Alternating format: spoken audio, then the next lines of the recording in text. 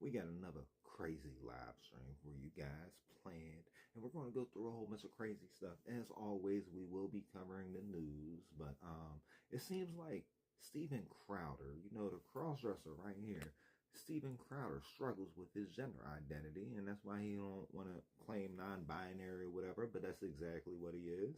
This crazy woke lib, Steven Crowder, is on his Change My Mind tour, going around America right now. I wonder if this has anything to do with the Carly dude, whatever happened with him, which I want to say this straight up. Like, I don't condone y'all being pussies and trying to clap somebody from like a mile away or some shit. Like, leave me the fuck out of it. Leave me the fuck out of it. You know what I mean? Leave me the fuck out of it. Y'all motherfuckers goofy all over the fucking internet. Both sides. Both sides is fucking goofy. Now, I want to expose how Steven Crowder is a crazy woke liberal. And the only way we can do it is by watching him in his own words. So you guys want to see Steven Crowder?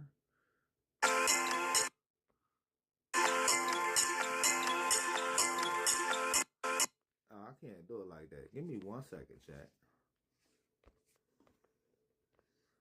I know I can get him in a little bubble like this, though. Unless I can't have two little bubbles at once. Let me see. Steven. But Steven Crowder, if you don't know, is a crazy.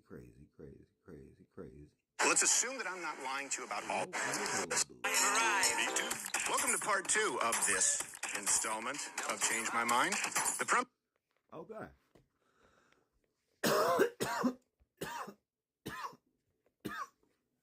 We had to go to YouTube to get the dude or whatever. You know what I mean? And I'll be putting a number on the screen at the end of this roasting. This dude, you know how he does. If you don't know how he does yet, you haven't been on YouTube long enough. But if you guys don't know about Steven Crowder likes to like put on dresses, right? We can have the backdrop even. My fans. It's looking like we ain't gonna have it like that, and we gotta go far ahead and whatever is going on around here with your homie Steven. I just want to make sure you guys remember all the time. This man is just dressed up like this. That's how he likes to do it. You know what I mean? That is how he does it. The left is violent. Click the link in the description to see the entire hour and a half. I feel like you're all crazy and violent. The entire hour and a half. I'm going to do some investigation. First installment from yesterday. Now, before these, it had been... Before these, he was just running around cross-dressing and going to college campuses and trying to hook up with boys or whatever. We already know. We seen more security, and a lot of students were carrying this on and doing it themselves on campus. But as a lot of that stopped, as a semi-reluctant participant, felt compelled. I'm trying to get... Hi, my name is Kenny. We ain't trying to deal with this. Let's assume that I'm not lying to you about all of it, okay? The assassination of Charlie Kirk. Let's assume that I'm not lying to you about all of it. As a semi-reluctant... And we were able to do it, held up, and... Basically, I feel like... I can't even say what I feel like, but you guys see. If you can see what's going on, and you see who took whose spot or whatever, and we already know he left around the time. When did, let me see. Because I don't want to make no accusations, right? When, I know we got to open up a new tab because we got some gold in that one. We got some gold in that one. When did Charlie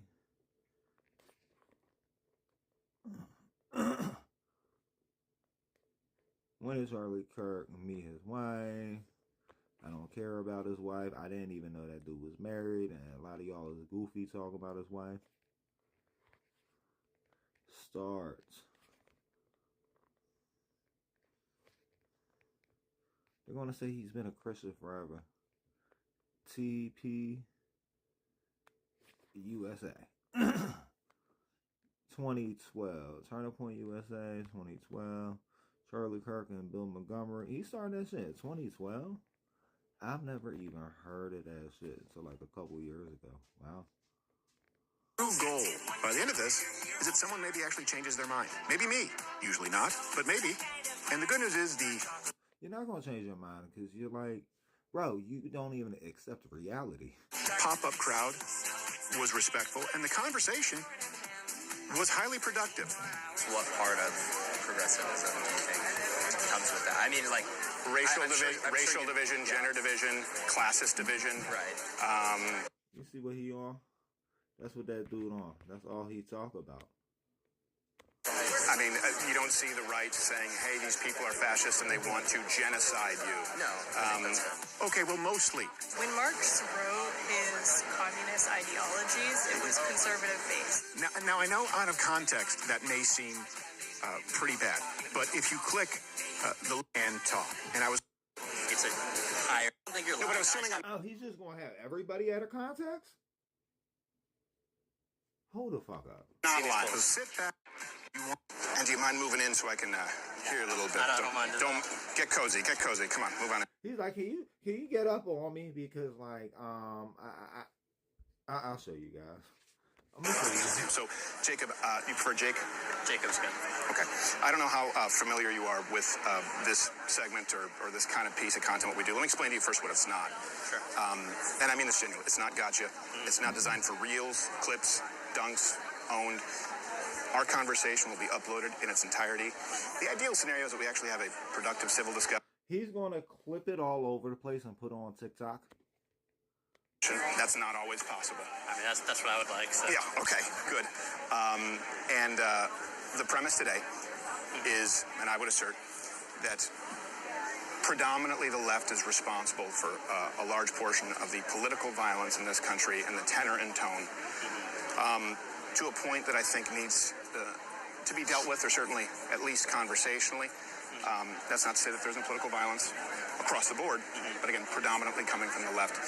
And if you disagree with me, you are more than welcome to change my mind. If you wouldn't mind, just when we start, I just want to make sure that we go through right here the definition, and just if you agree to the definitions of political violence from The Economist and Cato. So, in effect, the idea I'm not sure if I understand this definition. So okay, and we're using this because these are often the numbers that are being cited right now from The Economist, the TPP Project, and Cato. Basically, violence committed in the name... He don't just go to the FBI. He just selectively picks who he's going to use. Because, you know, Steven Crowder don't trust the FBI. So he just picks another random liberal news source that happens to be a little bit more racist than Steven. Is this battery dead? Of, or as a political means to an end, right? Even if it's just a complaint or an indictment and they haven't been convicted or it hasn't been confirmed. Yeah, political violence, acts of violence being committed, right? I understand too if there are charges, convictions, are different. But we agree as far as in principle, political violence. For example, I don't know how you vote, but let's say you vote Democrat and you hit and run today. Okay. That's not political violence just because you vote Democrat, right? Of course. But if you were to go run someone over because they are a Republican or vice versa, that would be political violence. But you got to remember, he said yesterday that, like, the dude that did whatever to the senator wasn't political violence, but Charlie Kirk was political violence. So I don't understand Steven's definition, but I also don't understand why Steven likes to, like, look at him. Look at him. He's been doing this for years, guys.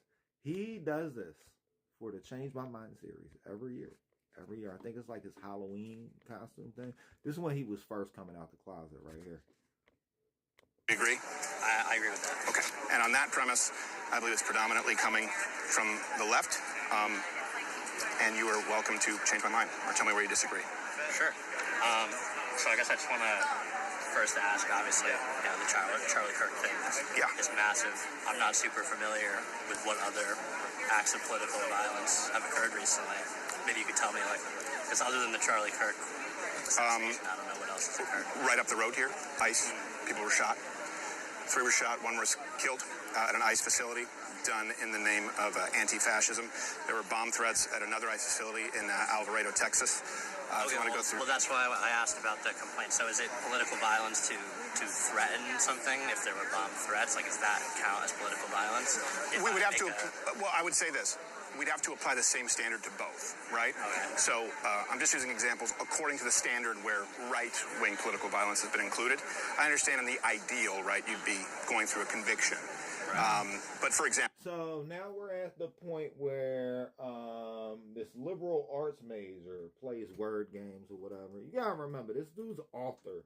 Like, if you've never seen Author, you should go watch Author. Maybe not. Just have kids first and then have them watch Author and you'll figure out who this dude is. Let's take a hypothetical scenario. Let's say that someone walked up to somebody in the street and said, "Are you a Trump voter?" And the person said, "Yes." Said, "You're a Trump voter? Are you sure?"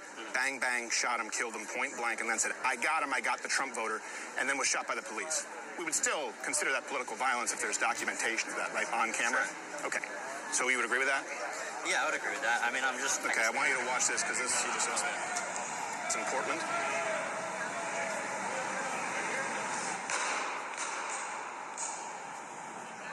That's obviously terrible. Yeah, that was Aaron Danielson, and that was a Mr. Michael Rhino in Portland. That wasn't listed according to the current stats as political violence because the police shot him before there was a guilty conviction. Okay. We would agree, though, that's political violence, right? I would agree. But you didn't agree that the senator was political violence. So, like, it's a mute point you're dropping, bro. Based on what you're telling me. And again, I just want to clarify. Sure. What you're saying is these acts of political violence are done disproportionately by the left compared to the right. As a method, yes. Okay. I mean, maybe I don't disagree with that. I mean, the sign out front just said the left is violent, Sure. which I don't agree with, especially as a whole. I mean, I think there are a lot more incidents of peaceful protest and moderate and people who are on the left who, I mean, it's a very, very small, isolated. He's just here to play gotchas. Bro, you're playing the gotcha game. And if you don't know how to play gotcha, don't play gotcha until you know how to play gotcha. If you know how to play gotcha, you can play gotcha. Segments, and we're talking about... Well, what if you were wrong about that? What if I was wrong that most people who lean left or are on the left Are peaceful? You need to walk up to this man with a BlackBerry, with an SD card, with a whole bunch of government files on it. And this is how you go back and forth with dude. And you just got to know which ones to pick. What if I were to tell you that a majority of today's political left view violence against either political adversaries, people of political persuasions, as acceptable, as somewhat to complete? What if it's over 62%? Somewhat to completely acceptable. What if those on the left actually support political violence at a ratio of 5 to 8 to 12 to 1 to conservatives? What if that was a fact? It doesn't mean that you are. I don't understand how conservatives don't condone political violence, though. I'm just trying to figure this out. Because, like, I don't think you understand what political violence is by your own definition, bro. But it, again, would be reflective of the whole of the left, much more so than the right. Let's be honest. Politics' main job is to be violent. If that was a fact, it would support what you're saying, and I'm not trying to say that that doesn't exist. I mean, I would be skeptical if I saw something as to what you said. I think 62%. I think there's no way that 62% of people who vote left, who believe left, support violence. Have I seen instances? You know, so it's a recent YouGov poll. YouGov, not a conservative poll. 77% of self-identified conservatives said political violence is unacceptable always. Okay? Only 77. 77. Only 38% of leftists. 62% answered somewhat to completely acceptable. Some answered I don't know. And then there was another snap poll before that had again at a ratio. And that's what you answered because you don't know at all, bro. 6 to 1 self-identified liberals supporting political violence in comparison to conservatives. It doesn't mean you or all, but if we're comparing those demographics, it is stark, it is consistent. I could point you to another one after the attempted assassination of Donald Trump. Over 60% of the left said it is somewhat to completely acceptable.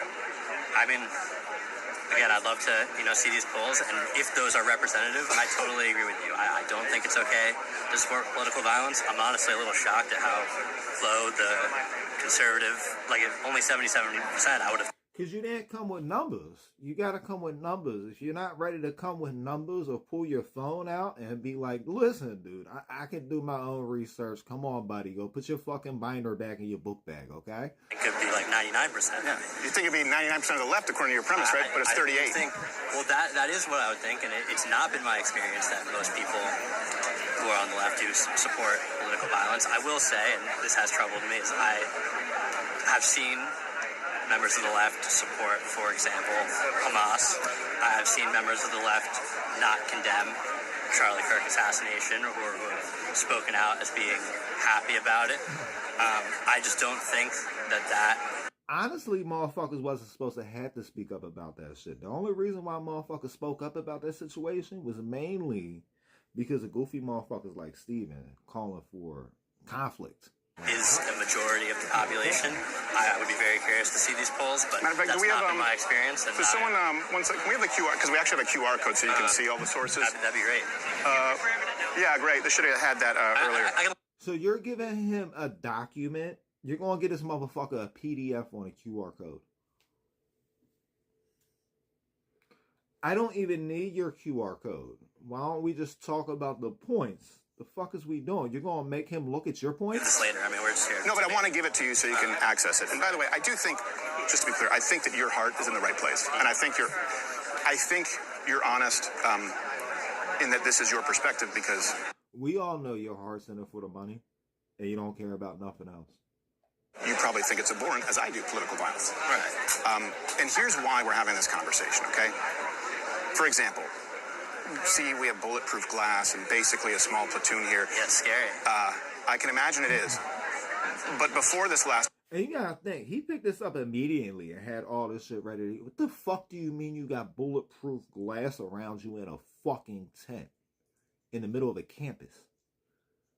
The fuck do you think you is, the Pope? Then people would have argued it's unnecessary. And we've had to take increasing security. This is Pope Stephen Sucks a Dick the Third.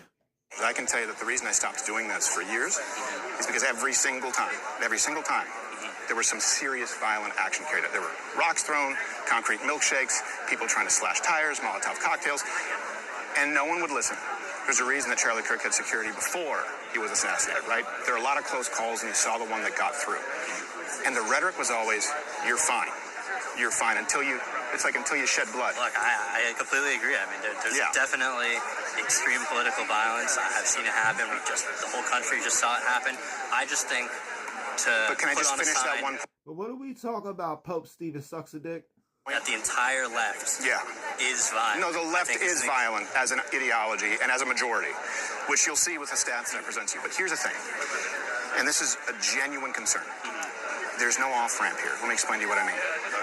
I think we both want to avoid any type of civil war or serious conflict, right? But you're the only motherfucker talking about civil war. You see what he's talking about? He's trying to... I don't know the correct terminology to use at this point because y'all switch up definitions so fucking much. He's inciting violence right here. Let's run this back. Steven Crowder is inciting violence on a college campus in a bulletproof room. There's no off-ramp here. Let me explain to you what I mean. I think we both want to avoid any type of civil war or serious conflict, right? We both do. I don't think we're close to that. I'll tell you why I think it could be in the cards in the next decade. Okay, and I've not said this before these last 2 years. Do you hear this? Okay, we're about to get down to the point. We're about to get down to the point with this goofy motherfucker. About to get to the point. Why I think it could be in the cards in the next decade.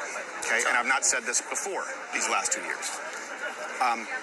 There was only one off-ramp when the left, a member of the left, assassinated Charlie Kirk in cold blood in the name of political leftism, of radical trans ideology leftism, right? Justified it through Charlie Kirk being hateful, which he's not. So, you're saying you want to start a war over Charlie Kirk. Like, you're saying a real civil war. We got to rewind this back. You'll see with the stats that I present to you. But here's the thing, and this is a genuine concern. There's no off-ramp here. Let me explain to you what I mean. I think we both want. You hear this cousin fucker talking? You hear this cousin fucker talking? To avoid any type of civil war or serious conflict, right? Right, we both do. I don't think we're close to that. I'll tell you why I think it could be in the cards in the next decade, okay? And I've not said this before these last 2 years. There was only one off-ramp when the left, a member of the left, assassinated Charlie Kirk in cold blood in the name of political leftism, of radical trans ideology leftism, right? Justified it through Charlie Kirk being hateful, which he's not, him being prejudiced, which he's not. The only off-ramp would have been if the leadership on the left, and if the majority of the left said, hey, look, this has gone too far. We've labeled these people fascists, Nazis, racist. Yeah, but you are the only motherfuckers calling for a civil war, and then you're like, I can say whatever the fuck I want to say. Like, I'm telling you, right? There's nothing conservative about Steven Crowder. He just votes Republican. Genocidists because of their trans policy. And my God, some people out there actually believing it. We're sorry. Let's tone it down. Instead, there was a very surprising, gleeful celebration thereafter. And you can say not all the... Exactly. He's like, we need to have war. Like, the fuck is you talking about, dude? Go have war in the fucking swinger party. But every single vigil, every single memorial, every single mural that was put up was desecrated. And I'm pretty sure the Haas twins fucked Steven while he had his dress on. Spit on. There were assaults from the left. When people on our side, and by that I mean conservative Christian America, by and large, have one of ours attacked, and then they pursue ours. And you hear how he's talking. He said one of ours, and he's pointing at the. You see, Steven like a fucking a Klan recruiter or something. Faces to honor the dead and celebrate. That tells us, oh, there are too many. So you think because of this, you think we're trending towards some kind of civil war, civil conflict? And he's trying to recruit you for that shit in a bulletproof room. He's like, I'll keep you safe. All you gotta do is wear the dress sometimes and fuck me and my buddy. I can tell you this, I have a pretty large sample size. And this would be anecdotal in addition to the empirical. Since COVID, I would say that's number 2. I never saw more people change their political persuasion outside of COVID in my lifetime. People who were self-identified liberals who couldn't send their kids to school, right? They thought, okay, it's going too far. I've never had more people reach out and say, I was so shocked at the celebration and justification, the assassination of Charlie Kirk from who I thought were moderate liberal friends, that I've had to delete them from social media. I can't be included amongst them. I can't be included amongst motherfuckers that think that man's talking points was valid. And then it was like, what was your initial reaction? Listen, if you go through around the time that shit happened, you could see us documenting their side on that time. And I'm not even calling these they're not conservatives. They're just Republicans. It is taking place because of the reaction. And you can't point me to an example like that on the right. It doesn't exist. Look, I mean, you're making good points. I don't see how this is leading to civil war, but I totally agree with what you're... You told this man he's not allowed to use any facts but the facts you brought. Like, you coming in here with a stacked deck, bro. Coming in here with a stacked deck performing a magic trick. Saying I've seen people have the exact reaction that you're discussing. I think it's wrong. In my experience from anecdotal evidence, that's why I'm curious to see the empirical studies, I don't think that represents a majority of the left. The instance you're talking about memorials being desecrated, then you've seen it, right? I've seen it, but this isn't coming from, like, the Democratic leaders. Like, this isn't coming from the majority of... Sure it is. I wouldn't say you're saying Democratic leaders. Yeah, let me explain to you. Charlie Kirk was killed because people actually believed that he was a fascist. And Gavin Newsom just said it about the Republican Party and Stephen Miller not more than 24 hours ago. So you would blame the leaders for saying these things? I would say they're responsible. Yeah, but what was his last words? Can you guys pull that up? Because I'm not going to again. If they are going to say that Donald Trump's rhetoric is responsible for Black Lives Matter, which preceded him by 2 to 3 years under Barack Obama, I certainly would say the ongoing rhetoric from the left that Republicans and Donald Trump are racist, that they are fascist, comparing them to Nazis, Hitler, that they are genocidists because they don't believe I don't compare Trump to that. I compare you to that. that children should. There's a difference. We know Trump is at them Diddy parties. I feel like the only reason, right, and this is what y'all got to change my mind about, and it's to the point that we about to do this whole joint, right? We about to do this whole joint on the whole camera right quick, on the whole other phone. Because before I say this needs to be an actual live short. It needs to be a live short. It's going to be a live short. Y'all going to see me make this jump. Hold on, let me see. The only reason why Trump stopped talking about them files is because he got caught up. Oh, I gotta flip it a couple times. I'm trying to remember what the fuck I was gonna say. What the fuck was I about to say? The fuck was I about to say? The only reason why Trump dropped all the other files and he started playing ball with everybody that told him to play ball is because they got tapes of Diddy fucking him on the party. All the other files and he started playing ball with everybody that told him to play balls because they got tapes of Diddy fucking him on the party. See, it sounds like one word. See? And that shit sound like it don't even make no sense. But it makes sense. Because we all know Trump was fucking at the Diddy parties. He was fucking Diddy at the Diddy parties. I think that rhetoric, because let me ask you this. The people who've committed this violence, for example, right here at ICE, Charlie Kirk, right? But then again, we know the house was fucking crowded, so. For this man you just saw. They believe that Charlie Kirk, Donald Trump are fascists. If that's true, how do you deal with fascists? If half the country believes that we're fascists, how do you deal with fascists? I don't think y'all fascists.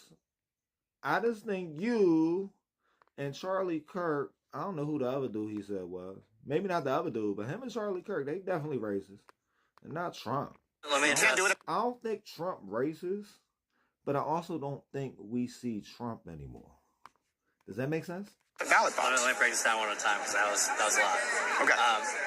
First thing, I think you can't 100% blame people for the things that they say inciting violence. People have their own agency and their own decision making. No, they campaign on them. It's the DNC campaign platform. It's some fascism, Kamala Harris, Joe Biden, Gavin Newsom. You can't name one. Elizabeth Warren, Bernie Sanders. Fascism, comparisons to Hitler. They say that we want to oppress blacks. They say we want to erase trans people. Do you hear how he speaks, though? Do you hear how he speaks? He's like, I had a black train ran on me. I'm not racist. I've seen it happen. It happens occasionally. I don't think the majority of Democratic leaders say this or believe this. And even some of the ones who do maybe not believe it. But if we're just talking about rhetoric But what if they all do? What if they all do? If we're talking about rhetoric being dangerous and inciting violence, I think the right shares some blame in that too. I don't think the right is completely without blame for speaking poorly of the other side. Donald Trump is certainly not the idol or the model of manners or not being. Manners are different from labeling your opposition as fascists who won't relinquish the reins of power. Ergo, you need a violent revolution. But here's my point. Yeah. My point is, yes, some Democratic leaders have said things. I've called other people fascists. I've called them racist. Some people on the right as well have said things about members on the left. I've called them communists. I've called them socialists. Similar type of rhetoric. Now, I don't think it's similar. I don't think it's right to blame the leaders for violent acts that a small minority of extreme supporters commit. Hey, now watch how Steven tries to spin this around. He's about to spin it around. I don't think that means the entire party is violent. I don't think that means that the leadership is violent. I think there are simply a small group of extremes. And I agree with you. Are we seeing it more from the left than from the right? I think we are. I think if I were to do some research, I'm sure I would be able to find some acts of political violence. Absolutely. From the right. I'm not disagreeing with that. But maybe there are more from the left, and that is what I've seen, and I agree with you there. I appreciate your honesty. But I I do not agree that it is the entire Democratic Party, that it is the leadership of the left, that is the belief Two trailer park girls go around the outside of the majority of the left that these acts are okay. I know there is a higher percentage of... Sorry, I know this bug keeps coming. Yeah. It's a bitch, isn't it? Sorry. I've definitely seen people from the left and Democrats who have... You see him trying to deflect? He just did that shit for the clip. He did that shit for the clip. not condemned what happened to Charlie Kirk and have not condemned these political acts of violence, who have not condemned what's going on in Israel. No, but I don't think the majority. Okay, of the but what if? left Let's assume I'm not lying to you. Okay, let's assume that there's a YouGov poll. Let's assume there's a Reuters poll. Okay. Let's assume that you've got. We just gotta assume that everything you're saying is true, but we know everything that man just said was bullshit. 62% somewhat to okay. Let's assume that you have a 6-to-1 ratio Hit the QR code and allow Steven Crowder to hack your phone. of political violence being okay from the left. Let's assume that after Donald Trump's the attempted assassination, that over 60% of the left said that violence against Donald Trump would be somewhat to completely justified. Let's assume that I'm not lying to you about after the Tesla bombings, that a majority of the left said it would be somewhat to completely justified in contrast to Republicans. Let's assume that I'm not lying to you about all of it, okay? Then you say it might be a fringe minority who say fascist, for example, who say racist. Here would be my challenge to you. Name me one member of the Democratic Party in a national position of leadership, one who's run for office, either been president, vice president, or ran for the office, who hasn't accused our side of being fascist, of comparing us to Hitler. Name me one. I mean, this is tough for me to answer because... But the thing is, sometimes y'all act like one, so like, what are we supposed to do, bro? Like, you be acting like a fascist, and like you're Hitler. Not like super familiar. I couldn't even name that many Because they don't exist. Political leaders, but I'm very certain if I looked hard enough, I would find Democratic leaders. He actually gets laid, unlike you. Well, Steven Crowder does get laid, but it's only by boys. Who have not called other people fascists, who have not called other people racist. I have seen a lot of them, and again, I've seen on social media, and like obviously I've seen the usual suspects doing it. But Like Biden, I Kamala Harris, Bernie, right. Elizabeth But Warren, Cory Booker, I couldn't name Gavin Newsom, Gretchen Whitmer. Every single one of them has lobbed the fascism accusation against Donald Trump and his voters. I agree with you, and I've seen that. I'm just I'm sorry, Mama Crowder. Steven never meant to hurt you. He never meant to make you cry. So tonight, Steven's staying in his closet. saying there are 530-something members of Congress. I am 100% sure that there is a Democratic one there. That I'm sure has there is not- one. Well, right. I just don't know their name because I haven't. But you can't point me to a single person in the right. Go Donald Trump, Vance, all the way down, who've said, hey, by the way, they're never going to relinquish power. The enemies are fascists who can't be dealt with at the ballot box. You can hear Donald Trump say shitty not that things. specifically, but I've seen Yeah, comparable things said from Donald Trump. like, I can't remember off the top of my head, but he has definitely not been the model of rhetoric. And again, part of this rhetoric. Yeah, but the thing is, people was cool with Trump being an asshole until he started covering up for Diddy and his boys. I mean, it's politics. It's people appealing to their base. It's people appealing to some of the extreme members. Because also, you got to remember that most people don't even come out and vote. It's like 30-something% of people who come out and vote. it depends on the year. It depends on the I year. think it's been closer to 50 in But recent years. the people who vote are usually tend to feel very strongly and tend to be more extreme. Sure. So these leaders, they, from a practical perspective, have to appeal to these more extreme voters. Which is why it seems like it's a My bad, higher Steven's percentage of audio these sucks. parties on both sides which have these extreme views. I don't think that's the case. But That's assuming I'm been not my lying, experience. right? Would all I those don't think polls you're reflect- lying. I don't think you're No, lying. but assuming I I'm just not haven't seen these lying. polls. But let's assume that those polls exist, right? Let's assume that you take this QR code and you go, I assume oh, they do exist. Damn, I just don't know if you they're representative. Difference between that, you can poll 100 people and you can poll different 100 people. You can poll Well, 100 how many people, that's polls would you you. need of self-identified liberals versus self-identified from left-leaning polling sources? Steven loves his polls. How many would you need to go? And I think you've already agreed that it's predominantly coming from the left. I guess at this point what we're talking about is, okay, if we both agree that there is more violence coming from the left right now, right now, and I think we agree on that. Well, more political violence. More political violence from the left. Yes, Sure. right now. I think we agree on that. Yes. It begs the question, why? Right? And I don't think that it's productive to kind of... My main question is why?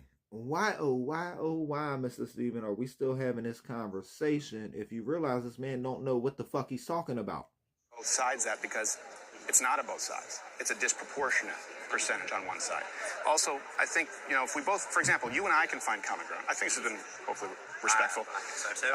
You seem like a very nice gentleman. This right here, not listed in the stats, right? Because right now the media also goes out and says there's more violence on the right wing, which obviously you don't. I mean, I haven't seen that. That's not registered as. I'm not like watching. No, but that's not CNBC, registered as political violence. Isn't that crazy to you? Okay. But the thing is, you deny political violence as well. See the last video we did. If what you say is true, then yes, it is true. That should be registered as political violence. It's not. Nor the Summer of Love, the George Floyd riots, none of those deaths, none of the arsons. The January 20th protests where people were arrested right after Donald Trump became president, none of those included as political violence. Hopefully we get another contender next that's a little bit better. The left needs to tone down the temperature. And then he's just trying to do a whole recruitment. Actually, well, I mean, they've been brought in for... put numbers over him? It's political violence you're saying? Or that no, what I'm saying is... Oh. Are you looking to register your business using an address other than your home? No. Mind your fucking business. Why I think it could be in the cards in the next decade. Oh, we right back to this fucking bullshit.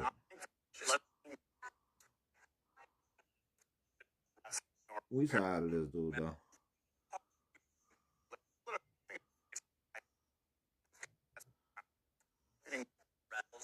Are correct. How long you gonna talk to the dude for? What about him? Crowder's like on a date. He got a real boy down. And it's becoming unsustainable. Let's Thank see. you. On every detail. Let's see if the skater kid knows how to debate a little the bit. premise, 3 days with a serious violent attack, is predominantly coming from the left. Discussing is, of course, there's violence that takes place on all sides. Right. But the tenor, tone, temperature today, the increasing, we haven't gone more than 3 days with a serious violent attack. I agree. The next opponent has entered the ring. We have Skater Dude versus Closeted Liberal. Fight! Is predominantly coming from the left. That's not by accident. And it's becoming unsustainable for us as a country. If you disagree, you're more than welcome to change my mind. So I guess just to quickly clarify, I can agree that there's been significantly more, at least from my perspective, violence on the left as of late, 100%. But throughout history, I think there's been violence that has occurred from right-wing ideology, left-wing ideology. And so I wonder what's the line, just to kind of clarify before I get into my main claim, of what's the difference between there being violence on the left and then the left as a whole being violent? I guess that's where I want to understand the line. Well, that's fair. And before you get to a claim, because a lot of people make claims outside of the topic, I do want to try and stay on the topic today. I'm surprised. He's a little bit sharper than the last kid. He's a little bit sharper than the last kid. Do you think he'll be able to defeat Steven Crowder in this epic, what do we call this? Well, Steven's a jerk. We're going to call it a jerk off. Don't ban us for that, but I feel like if we got Steven on here, it's definitely a jerk off.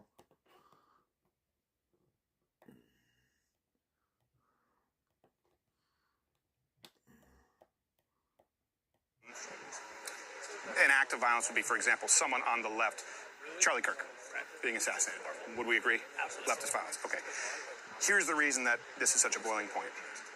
Is because not only a non-elected official, Charlie Kirk, was assassinated in cold blood publicly, directly inspired by the rhetoric of the leadership from the left, the mainstream leadership from the left, to be clear. Fascist, Nazi, right? If he's a fascist and a Nazi, then I'm Himmler. Because he was much more moderate than I am. Right. Don't let the demeanor fool you. I will sit down and talk with anyone, but I... The fuck is you talking about, my guy? What you're talking about don't make that much sense. And when it don't make sense, I just got to be here and be like, bro, if what you saying don't make sense, and it don't make sense, and if it don't make sense, we got to let it not make sense. You understand? Okay, let's get back to this. Not moderate by any means. And then, the gleeful celebration thereafter. I can tell you, I've never seen more people... directly inspired by the rhetoric of the leadership from the left, the mainstream leadership from the left, to be clear. Fascist, Nazi, right? If he's a fascist and a Nazi, then I'm Himmler. Because he was much more moderate than I am. Right. Don't let the demeanor fool you. I will sit down and talk with anyone, but I am not moderate by any means. And then, the gleeful celebration... Okay, so let's just get this clear, right? I don't even want to be on camera next to this shit. You guys probably got me all clipped out. He is not moderate by any means. So this is like, these are pictures of like your typical conservative dude. Right?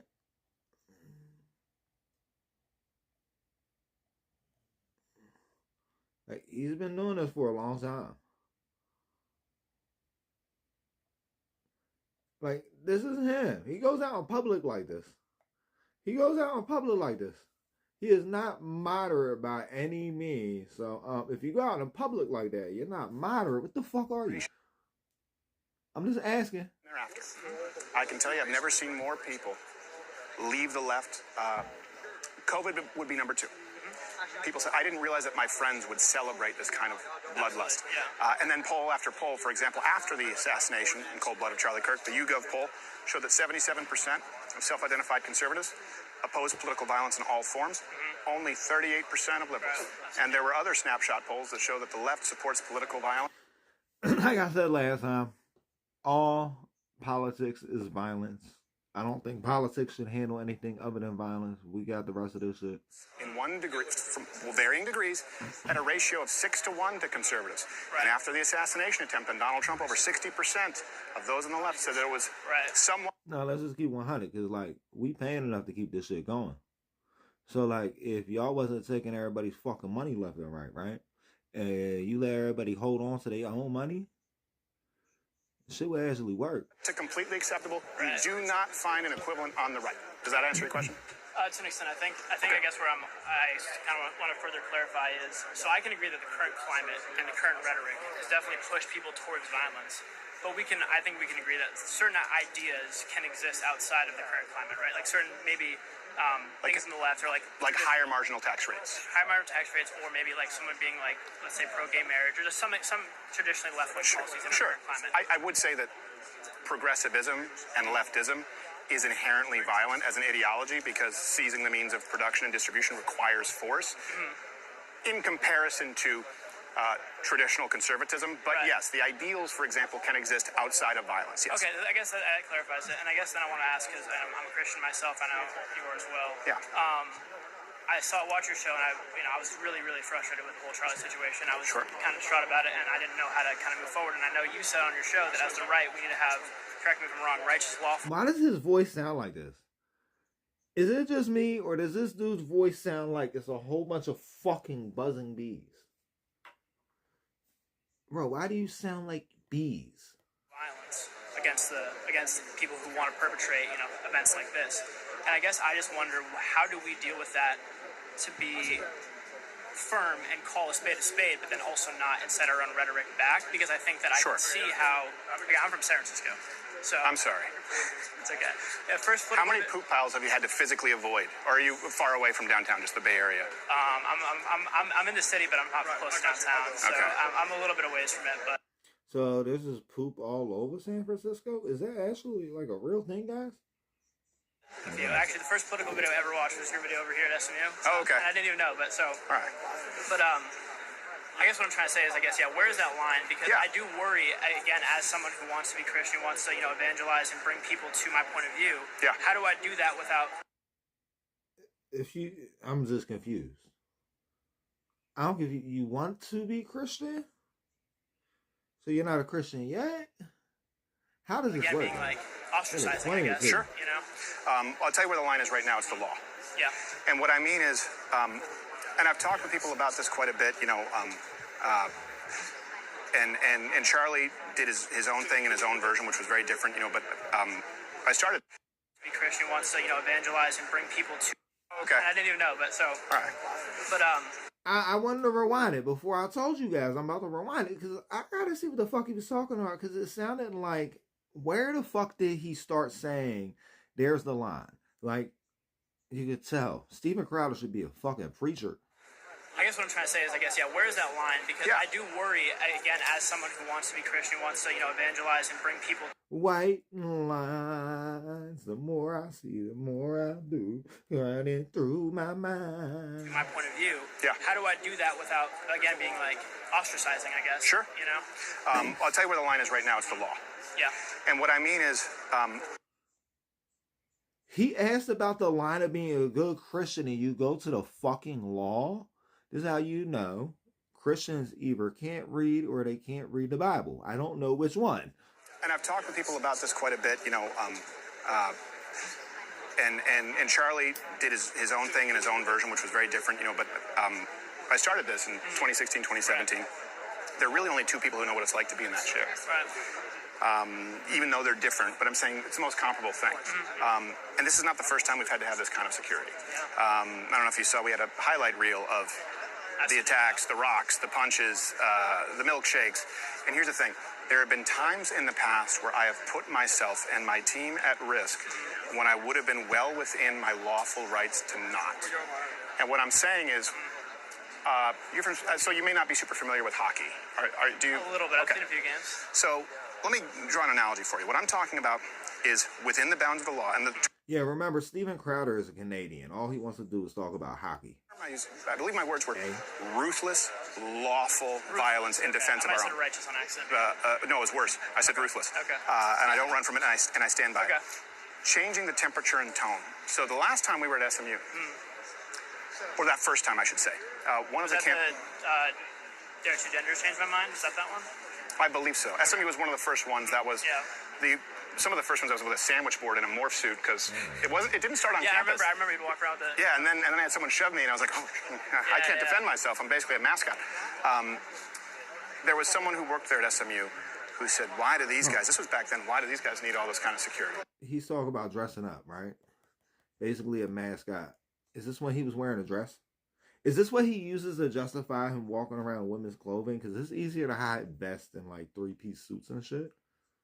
Draw an analogy for you. What I'm talking about is within the bounds of the law. And the term I use, I believe my words were ruthless, lawful violence in defense of our own. I said righteous on accident. No, it was worse. I said ruthless. Okay. And I don't run from the law. And the term, you're from... He's still pushing for violence. So you may not be super familiar with hockey. Do you? A little bit. Okay. I've seen a few games. So let me draw an analogy for you. What I'm talking about is within the bounds of the law. And the term I use, I believe my words were ruthless, lawful violence in defense of our own. I said righteous on accident. No, it was worse. I said ruthless. Okay. And I don't run from it, and I stand by it. Changing the temperature and tone. So the last time we were at SMU, or that first time, I should say, one of the camp. Dare Two Genders Changed My Mind? Is that one?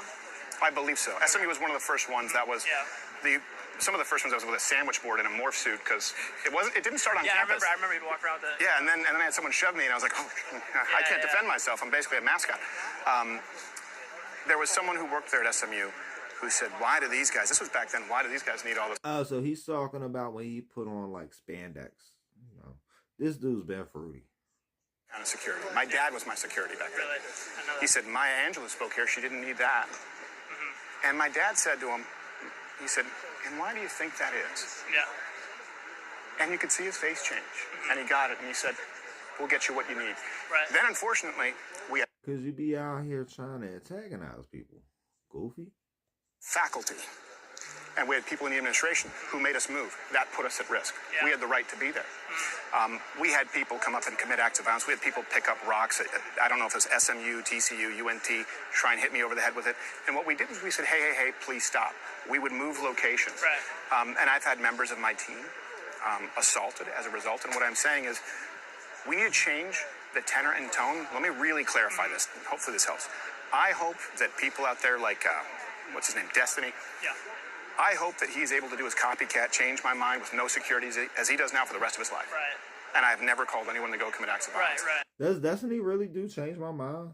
Because, like, I really don't know who this dude is. I just know he got blue hair or something, but I never seen him with blue hair. If that makes any sense.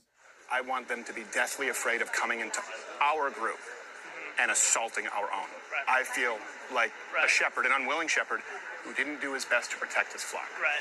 And would you sort of lean on, I know Charlie talked about this a lot, but the commandment of, it's not thou shalt not kill, it's thou shalt not murder. And so you're saying that we should again, be able to use the law. You're just saying to defend. What I'm saying is today, Yeah. if someone lifts a rock to come hit me over the head, he won't be asked to put it down. He'll be tackled. Right. And if there are enough of those, He's talking about because I got the whole gang with me. This dude's a gangbanger. He's in a gang. there'll be less rocks being thrown. For the same reason that we see lower gun crime Because you got a whole bunch of trailer park thugs with you. in areas where we have higher gun ownership. Let me use an example for you, hockey. So I don't know if you know this, but in hockey, there were people who were called enforcers for a long time. They didn't score any goals their entire career. They just fought. And it was very important. Here's why. Yeah. Because let's say Wayne Gretzky, he wouldn't allow himself to be traded unless he had Dave Semenko and I believe McSorley traded with him because they protected him. The reason why these guys just fought is because a penalty from the ref, the government, putting you in a penalty box is worth it for a player on the other team if he breaks. They're like intimidating these kids for real. He's intimidating these kids. Gretzky's knee and he can't play in the playoffs, right? The consequence was Semenko or McSorley is going to come out and beat the shit out of you, right? They're going to enforce it. So what happened is there were fewer injuries. There's a player named Crosby who had more concussions in one season when they changed those rules than Gretzky had his entire career. Yeah. Having those enforcers on the bench, as rarely as they had to fight, set the tone where there was self-enforcement. Right. And we do have laws that allow us to protect ourselves.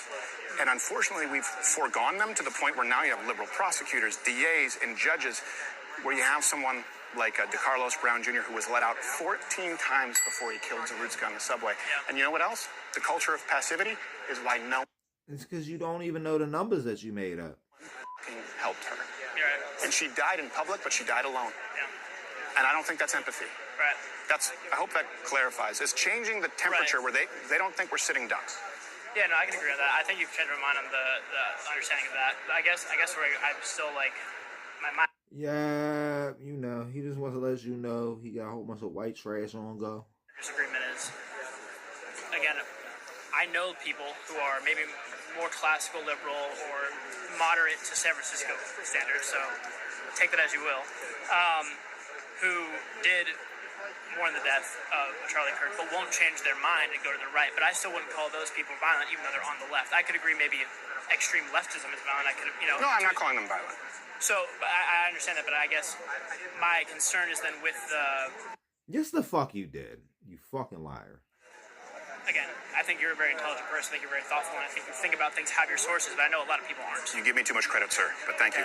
But let's just say, again, I know people on campus who will quote, I don't want to name drop these influencers, who say things online, and they have far less credibility, haven't done their research, and then they take something like this and run with it to an extent that I think could then backfire. And that's why I agree with you on that. And I think I will say intelligent. I don't know. I'm smart enough. Okay. I'm very careful with my language. Yeah. And I'm very meticulous in my sourcing. Yeah. This show, and by the way, guy who deserves credit is there are people back here. Yeah. We make. He's very careful with how he clips these too. Like, he's not going to post his own L.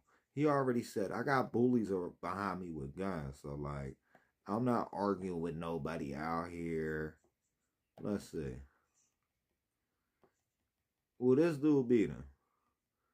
I feel like this is a paid antagonizer. Who the fuck is this dude?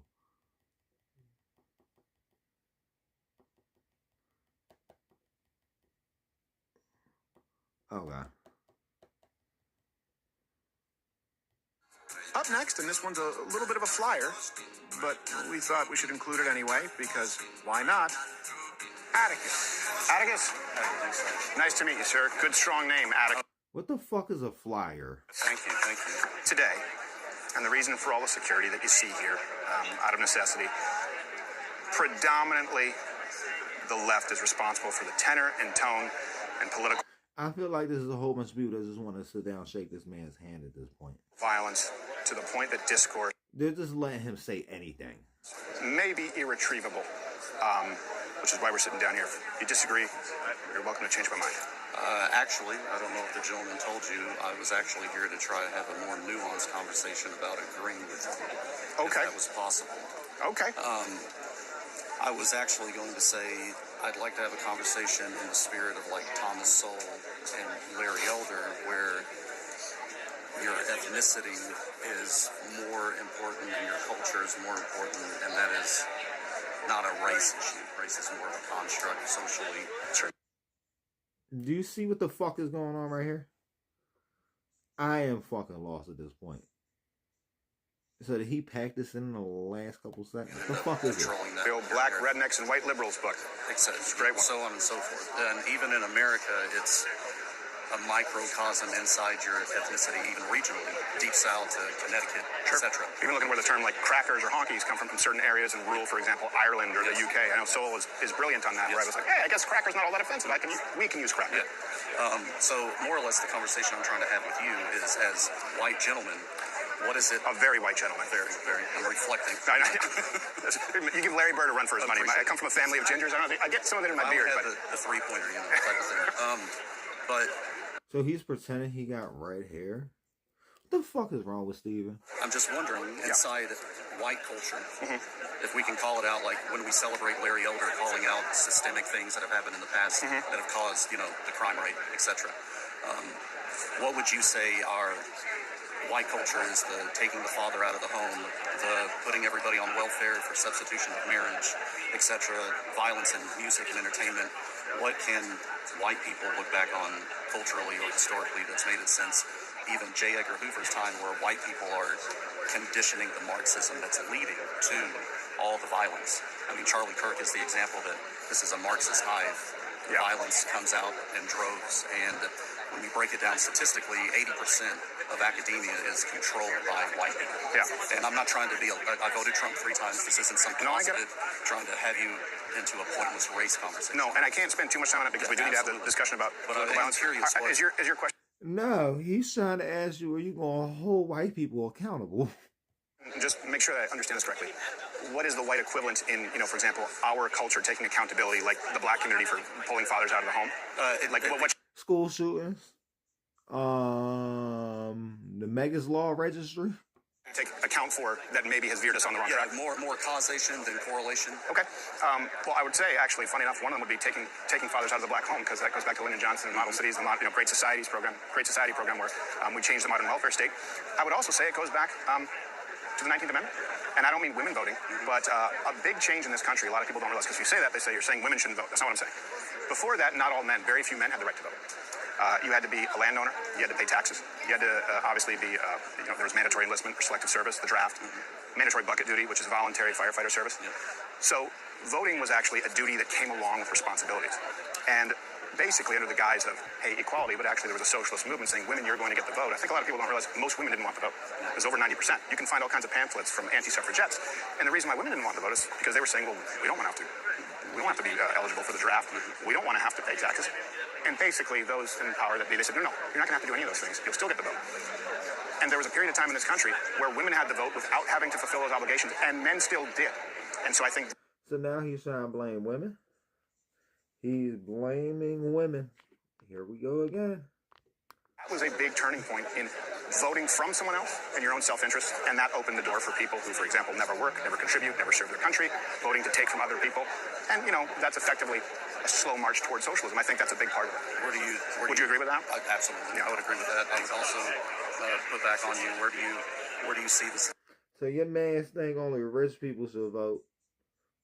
Okay. The systemic cause of the, how would you call it, the empathy, the detriment inside white society also, because I'm a single father. My daughter, she's 16 now, and just me and her our life. And God bless you. I know it's tough. Appreciate that. And I see, if I may be so bold, I see very unhappy, childless, angry white women controlling all the narratives inside the school system. Oh, he's trying to argue with you about your baby mama. About Steven's baby mama drama. Now starting to be homeschooled starting Thursday, because I just can't deal with it any longer. So I'm just wondering where that comes in. I agree with you completely. I know where you're going, and I agree with you. I agree with you completely. If only men voted, and again, it's not saying that women shouldn't vote. If only men voted, we would not. So just to let you guys know, there's 2 single middle-aged white women if y'all want to bang now. Have men and women sports. We would not have catch and release on crime. We would not have cashless bail. We would not have these, I guess you could say, Marxist policies based on empathy, which, by the way, also ends up foregoing the necessary empathy for the real victim. Right? Soft on crime victimizes real people. Yes. Yeah. And that is because I think that a lot of people look, it is white suburban women who elect Democrats in this country. What's crazy to me is, I assume you're a God-fearing man, to whatever degree. Yes. You look around your church, okay? You look at the women in your church, and assuming it's even a conservative church, there are still more women in your church who vote Democrat than atheist men in most municipalities. It is a real problem. There's been a feminization of the church that has failed men. I would also say Ronald Reagan knew it was one of his biggest mistakes. No fault. So, I'm lost. Divorce and the custody laws that we have, something you may want to look into, and that we may play an active role in pushing in Texas in a way to fix it. Kentucky changed divorce laws to automatic 50-50 custody. Divorce dropped by 20-something%. I believe it was 27 last time I checked. Yeah, I saw that too. That was overwhelmingly popular in the Texas state legislature. Someone punted it. We're working to find out who. And I think we'd be on this. Yeah, there's a lot there that we need to take ownership of, and if we're going to say what. Oh, so he's in Texas.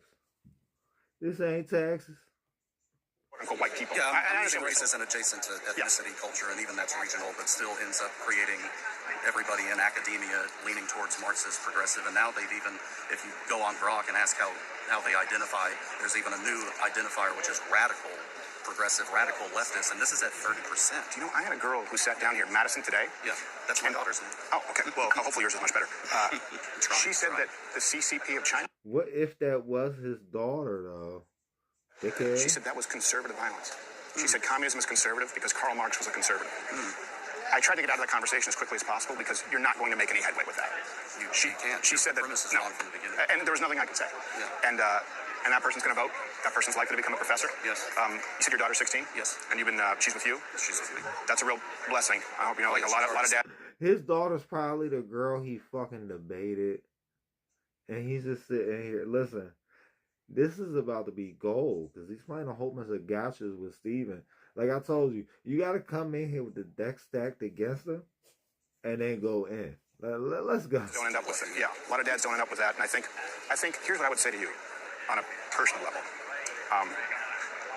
White women are the worst. That's why I have a Latina at home now. She's, I don't know if you know this, but Cuban immigrants are hardcore anti-communist. She's as right-wing as you get. Your house down. Yes, yeah, exactly. But I can do it. Most Cuban women in America are white, though, so I'm fucking lost. Aggressive, over. Just because you speak Spanish don't make you less white than people that speak French like Steven.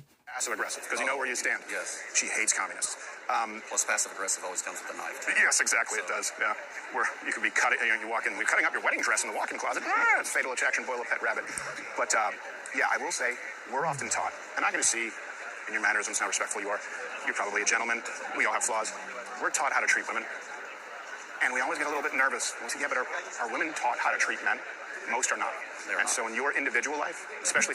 Yeah, that shit is goofy as fuck. He said, are women taught how to treat men? The fuck is wrong with you, bro? What the fuck is wrong with you? Grow the fuck up. Close with your daughter, and you're a man who she respects, you do have a real opportunity there to be one of the few fathers saying, hey, look, if you want a successful relationship, I want a man who treats you well, but you need to learn how to treat a man, because that's something that we've lost. That's something I definitely tell her. I tell her that what you just said, the world will tell your brother how to treat his I'm scared this man is raising a daughter. wife. No one's going to tell you how to treat your husband. And I reiterate to her that you are not an independent woman. What are you independent from? You need to be... He's going to end up telling his daughter, right? He's going to tell his daughter that you need to make sure you let your husband take the car so he can go cross-dress for a Halloween party or for fucking June or whenever other times it's do cross-dresses. Sufficient, but independent from what? Nobody's independent from responsibilities or bills. So when a woman says, I'm independent, what are you meaning? Because you're not talking about your dad, obviously. You're talking about men. They mean the holy union that God put forth that we are not designed to be independent from. That's often what they're bragging about. But Atticus, I hate to move you along because I do want to talk to people about political violence. But I just wanted to, that question's been bothering me for a while. Hopefully, I think, look, a single dad with a young girl. About political violence? Here's the next guy. That's okay. Okay. So the premise today is that, by and large, the tone, tenor, temperature in this country is being set by... Did you just see Steven Crowder chat? We seen Steven Crowder chat with like light questions. Overwhelming political violence that is coming, by and large, from the left.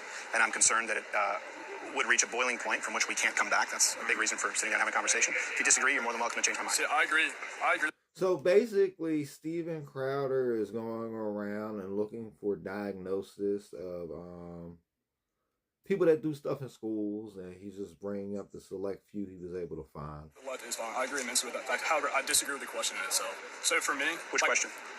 They say the left is a violent nature. That's a group. Yeah, well, that's why I just described it, like, by and large. Of course, there's political violence across the spectrum, but it's not proportional. Right. And so my thing, the reason I can talk about You disagree with that? That it's not proportionate? No, I do. I think it is disproportionate left. Okay. But my thing is, I think if you had to look at the policies of the left, I think when you have policies, opposite events, like the BLM riots, LA riots, you have Charlie Kirk, of course. But I think when you get to the actual policies of the left, like abortion, that's Is this another fluff piece? an inherently violent act. That's an evil act. 1.2 billion babies were killed since 1980. That's an evil act. I agree with you. I think if you look at the LGBTQ. At this point, I feel like this is going to be another one that we're just going to have to skip through the whole fucking thing. We'll come back tomorrow, though, if you guys are into this shit, because it seems like this dude is just trying to have his mind changed or whatever, or he's trying to give out brains to college students. I don't know, guys. I don't want to know. If Steven is creeping in a dress, he needs to keep it on the low. But in other news, we got some crazy ass shit going on right here. Some crazy ass shit going on right here. Let me see. I'll make myself small. Oh, I can make myself real small. I'm tiny, guys. I'm tiny.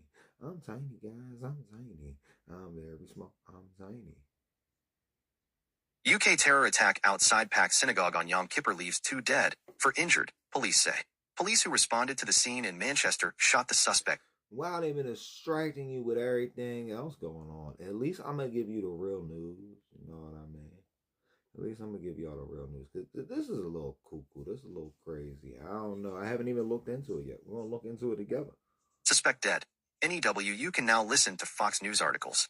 At least 2 victims have died and 4 were seriously injured after a car and knife terror attack outside a synagogue in Manchester in the United Kingdom on Thursday, authorities said.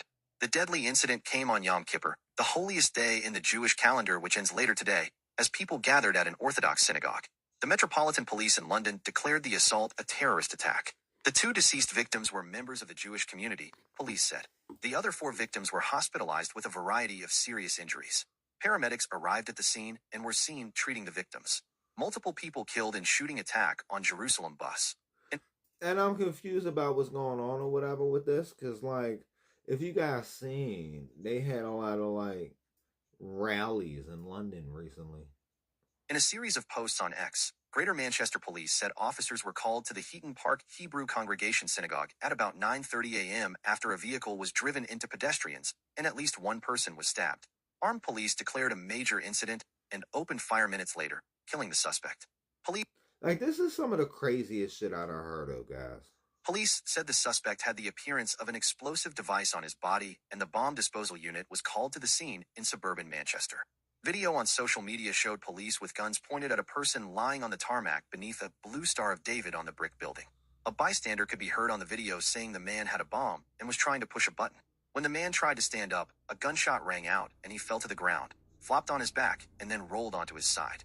In response to today's major incident in Crumpsall, a loud noise was heard. So was it a real bomb? I don't even know what to call it. Heard at the scene as specialist resources gained entry to the suspect's vehicle as a precaution, Greater Manchester Police said. A large number of people were worshiping at the synagogue at the time of the incident, and police said that security staff and worshippers inside acted quickly to stop the terror suspect from gaining entry to the building. They were held inside while the immediate area was made safe, but have since been evacuated, police said. Greater Manchester Police Chief Constable Stephen Watson said in a televised statement that police believe they know the identity of the offender, but that it would be premature to release his name. Police said 2 suspects were arrested, though they provided no further information on the arrests. A witness told media that he saw 2 men being detained on a road near the synagogue. Police declared Plato, a national code word used by police and emergency services when responding to a marauding terrorist firearms attack or other large-scale incidents involving significant threats to public safety. Shooting at Capitol Jewish Museum highlights rising wave of anti-Jewish hate crime. Police later said there was no risk to the public. A Greater Manchester Police spokesperson acknowledged the significance of the timing of the attack. We know. Is this recent? The fuck is this? That happened in May. Okay. Well, that ain't had nothing to do with that one. And what about this one? Multiple people killed in shooting and attack at Jerusalem. When was this? September 8th. Okay, that was a couple days ago this year. So maybe there's a few things going on. There's stuff going on all around the world, though. Multiple people killed in shooting attack on Jerusalem bus. 2 attackers were neutralized by police and a civilian after opening fire at busy intersection in northern Jerusalem. There's so much anti-Semitism going on, guys. And there's this other thing going on I want to address. Because, like, everybody is being anti-Semitic on all different types of Semitism. And a lot of people don't understand what Semitism is. But we also got this going on. Because they're trying to, like, stop people from having aid or something. And I'm confused about it. Hold on. We're going to have to go back. We're going to have to go back. We're going to have to go back. Boop. Gaza flotilla live. Greta Thunberg to be deported after Israel says all but one Sumud vessel seized. Activists accuse Israel of illegally intercepting vessels carrying aid into Gaza. The Israeli Foreign Ministry said that every vessel It's crazy. That's so anti-Semitic. If you understand what... Never mind. Had been stopped from reaching the Strip in a statement on Thursday. All the passengers are safe and in good health. But we have another anti-Semitic attack going on right here. I just want you guys to know. Health, it said. They are making their way safely to Israel, from where they will be deported to Europe. One vessel appears to be lagging behind at a distance, Israel warned. If it approaches, its attempt to enter an active combat zone and breach the blockade will also be prevented. The move to intercept the global Sumud flotilla has sparked backlash from the international community, with Turkey's foreign ministry calling Israel's interception. I'm just so confused why Israel citizens aren't allowed to get aids like that. That's so anti-Semitic that you're not allowing them to distribute aid to other Israelis. I just don't understand. Interception, an act of terror. Nearly 500 activists, including Thunberg, were sailing on around 44 boats carrying aid through the Mediterranean Sea for more than a month, looking to break Israel's naval blockade of Gaza as the enclave remained in the grip of widespread hunger. 1 hour ago, ICYMI. Moment Israeli military storms Gaza aid flotilla vessels. Moment Israeli military storms Gaza aid flotilla vessels. Joe Middleton 3 October 2025, 3 o'clock. 2 hours ago. Israel says all... Oh, so this is a live story going on. That's confusing. Live story. ...have been intercepted. The Israeli Foreign Ministry has announced that the global Sumud's flotilla provocation is over. None of the provocation yachts has succeeded in its attempt to enter an active combat zone or breach the lawful naval blockade, the Israeli Foreign Ministry wrote on Thursday. All the passengers are safe and in good health. They are making their way safely to Israel, from where they will be deported to Europe. As Marinette and Makino appear to continue, it warned. One last vessel... So you're just locking people up then? Okay. ...of this provocation remains at a distance.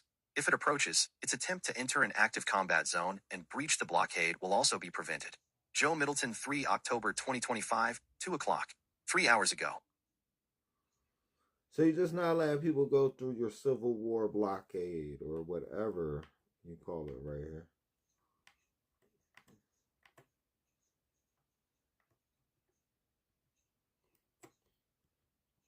Oh. Let me see.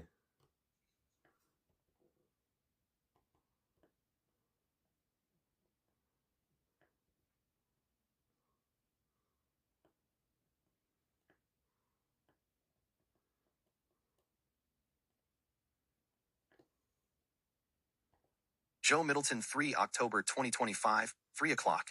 2 hours ago. Israel says all vessels have been intercepted. The Israeli Foreign Ministry has announced that the global Sumud's flotilla provocation is over. None of the provocation yachts has succeeded in its attempt to enter an active combat zone or breach the lawful naval blockade, the Israeli Foreign Ministry wrote on Thursday. All the passengers are safe and in good health. They are making their way safely to...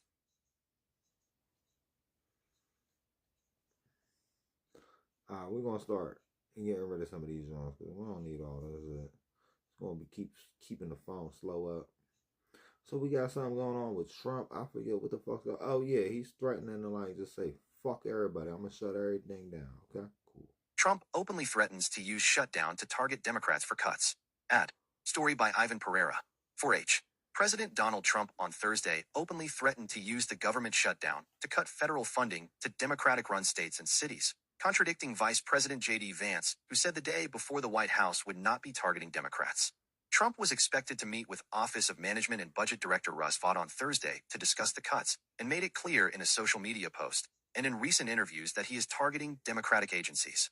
In his post, the president referred to Vaught's co-authoring Project 2025, the controversial conservative playbook that outlined ways the federal government could dismantle several federal agencies and privatize others. I have a meeting today with Russ Vought, he of Project 2025 fame, to determine which of the many Democrat agencies, most of which are a political scam, he recommends to be cut, and whether or not those cuts will be temporary or permanent.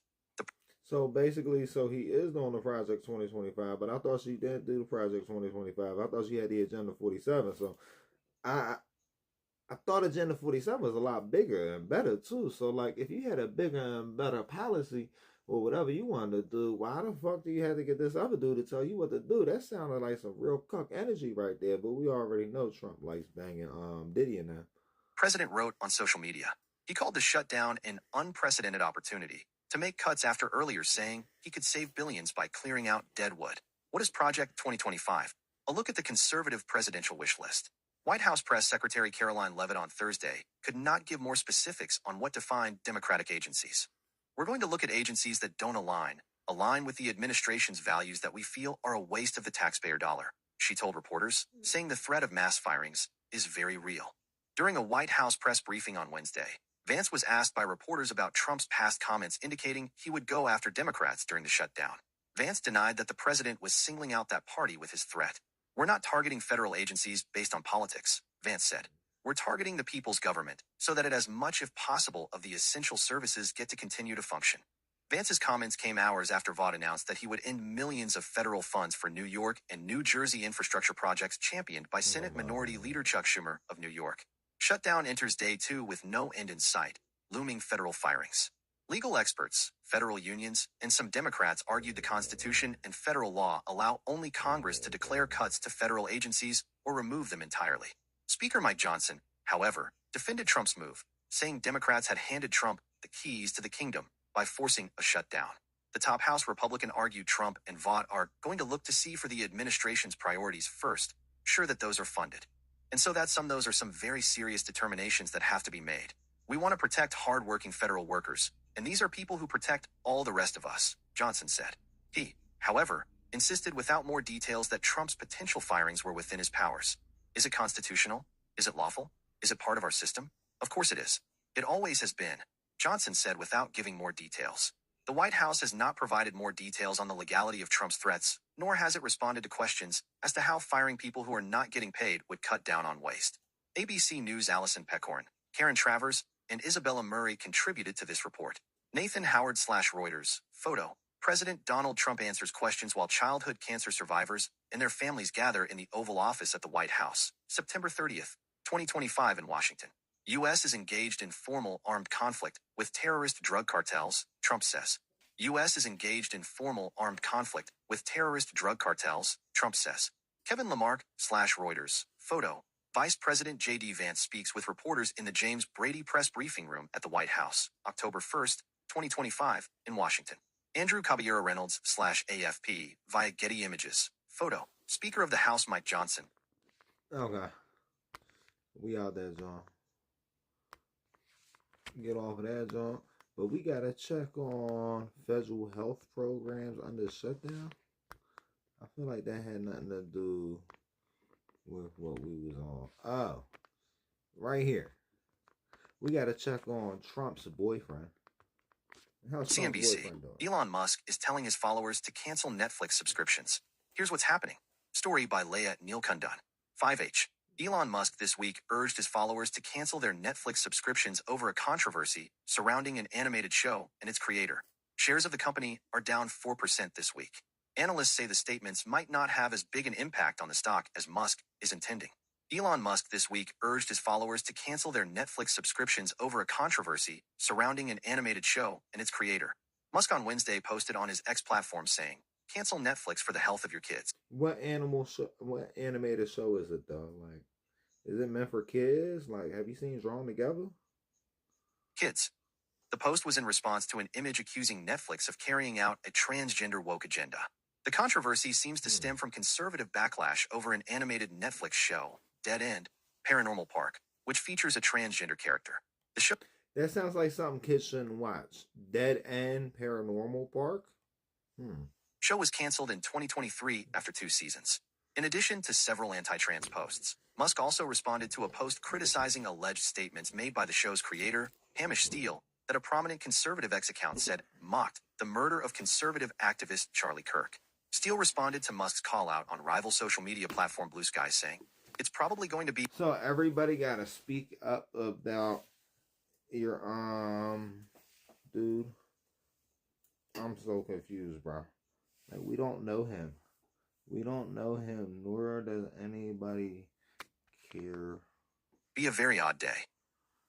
Steele also shared a post by TV writer Jack Bernhard that called Dead End a brilliant show about kind, wonderful characters. Netflix did not respond to CNBC's request for comment. Analysts say the backlash might not pose as big of a threat to Netflix as Musk may be hoping for. Netflix reported 301.63 million subscribers as of the fourth quarter of 2024, the last time it reported the metric before shifting priority to revenue over user growth. The company has a roughly $490 billion market cap, and its stock is up more than 60% in the past year. Shares are down 4% so far this week. Is that going to move the needle necessarily? You're going to see people sign up on the back of that to counter it, CNBC contributor Guy Adami said Wednesday on Fast Money. "I don't think this is a reason to sell the stock," he added. Wedbush Securities' Alicia Reese told CNBC that the comments came too late in the third quarter to make any meaningful impact on subscriber counts. Still, she said she believes the backlash won't make a major dent and that any impact will be offset by an increase in ad revenue. "Their numbers should come out just fine," Reese said. "I think that shares haven't been hit too hard." Seymour Asset Management's Tim Seymour said though a day of headlines may move the stock around, Netflix shares are ultimately too expensive to be significantly affected by internet backlash. "We've had these moments in time where, whether it was an ad campaign that went wrong or whether it was some sense that a company was aligned in a particular political channel. I don't think that that's going to be the reason to sell Netflix here," Seymour said Wednesday. The calls for a boycott mirror those against Anheuser-Busch InBev in 2023 after it released an ad campaign with transgender influencer Dylan Mulvaney. But the boycott of Bud Light, CNBC contributor Karen Feinerman noted on Wednesday, yielded far greater destruction than any other recent examples. "I feel like this will be very fleeting," Feinerman said. Sponsored content. More for you. LoneStarCasino.com. Claim your free coins and play. Sponsored. The Associated Press. The government shuts down, and Trump goes online, very online. Casino.DraftKings.com. The crown is yours. New players. Wager real money. Let's see. They said Trump went online. Trump, how did you go online, Mr. Trump? We need to know how you went online. Because, like, if you're online and you're not supposed to be online, why is Trump not allowed to be online? I need to know that. The Associated Press. The government shuts down, and Trump goes online, very online. Story by Chris Majirian. 8H. Washington, AP. On Thursday morning, as thousands of federal employees stayed home and faced potential layoffs because of the government shutdown, President Donald Trump got right to work on social media. He started by sharing praise from supporters. Then he falsely claimed that Democrats want to give your healthcare money to illegal aliens. And then he announced that he would meet with his top budget advisor to figure out where to make permanent cuts to federal programs that are a political scam. All that was before 8 a.m., just one flurry in a blizzard of online commentary from the president as the government shutdown entered its second day. Like so many other times when he's faced complex crises with no easy solutions, Trump seems determined to post his way through it. The stream of invective and trolling has been remarkable even for a 79-year-old president who is as chronically online as any member of Gen Z. His style is mirrored by the rest of his administration, which so far seems more interested in mocking and pummeling Democrats than negotiating with them. Government websites feature pop-up messages blaming the radical left for the shutdown, an unusually political message for ostensibly nonpartisan agencies. When reporters email the White House press office, they receive an automated reply blaming slow answers on staff shortages resulting from the Democrat shutdown. Trump's White House is accustomed to take no prisoners political messaging, continuing its aggressive style from last year's campaign that critics describe as callous and vindictive. The administration rarely misses an opportunity to get under the skin of its opponents. The president took a similar online approach to the last government shutdown, which began in December 2018 and lasted until January 2019 during his first term in office. On the 30th day of that shutdown, Politico tallied 40 tweets from Trump, including a complaint that then House Speaker Nancy Pelosi was acting so irrationally, and gratitude for federal employees for working so hard for your country and not getting paid. Back then, Trump took most of the blame, with an Associated Press and ORC poll showing about 7 in 10 Americans saying he had a great deal or quite a bit of responsibility. He ultimately backed down from his demand for border wall funding, signed legislation allowing the government to reopen. It remains to be seen who will face the most blowback this time. Democrats say they won't vote for any spending legislation unless it extends healthcare subsidies used to purchase insurance through the Affordable Care Act that are scheduled to expire at the end of the year. Republicans accuse them of being obstructionist, insisting that government operations should be funded while other policies are negotiated separately.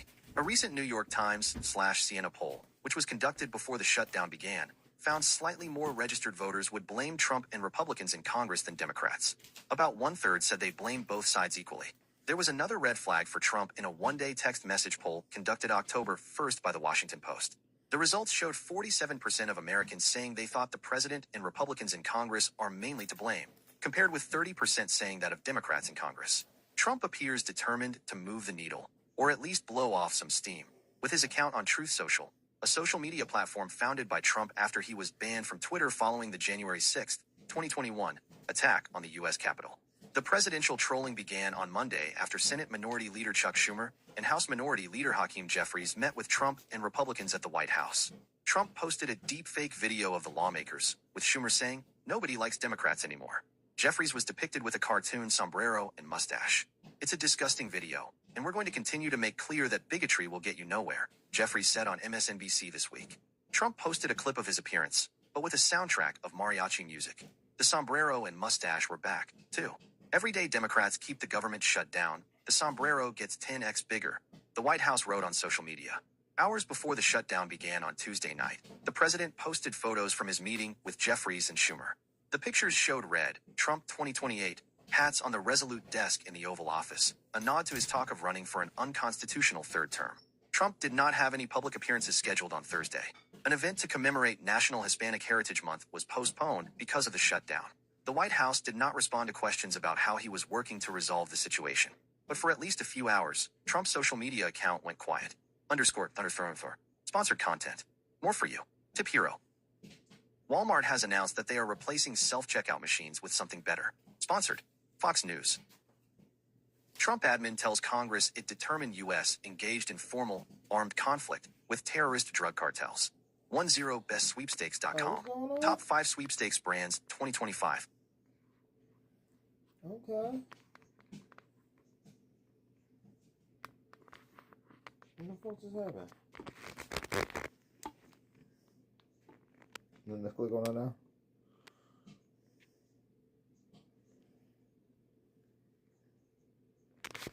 Fox News. Trump admin tells Congress it determined U.S. engaged in formal, armed conflict with terrorist drug cartels.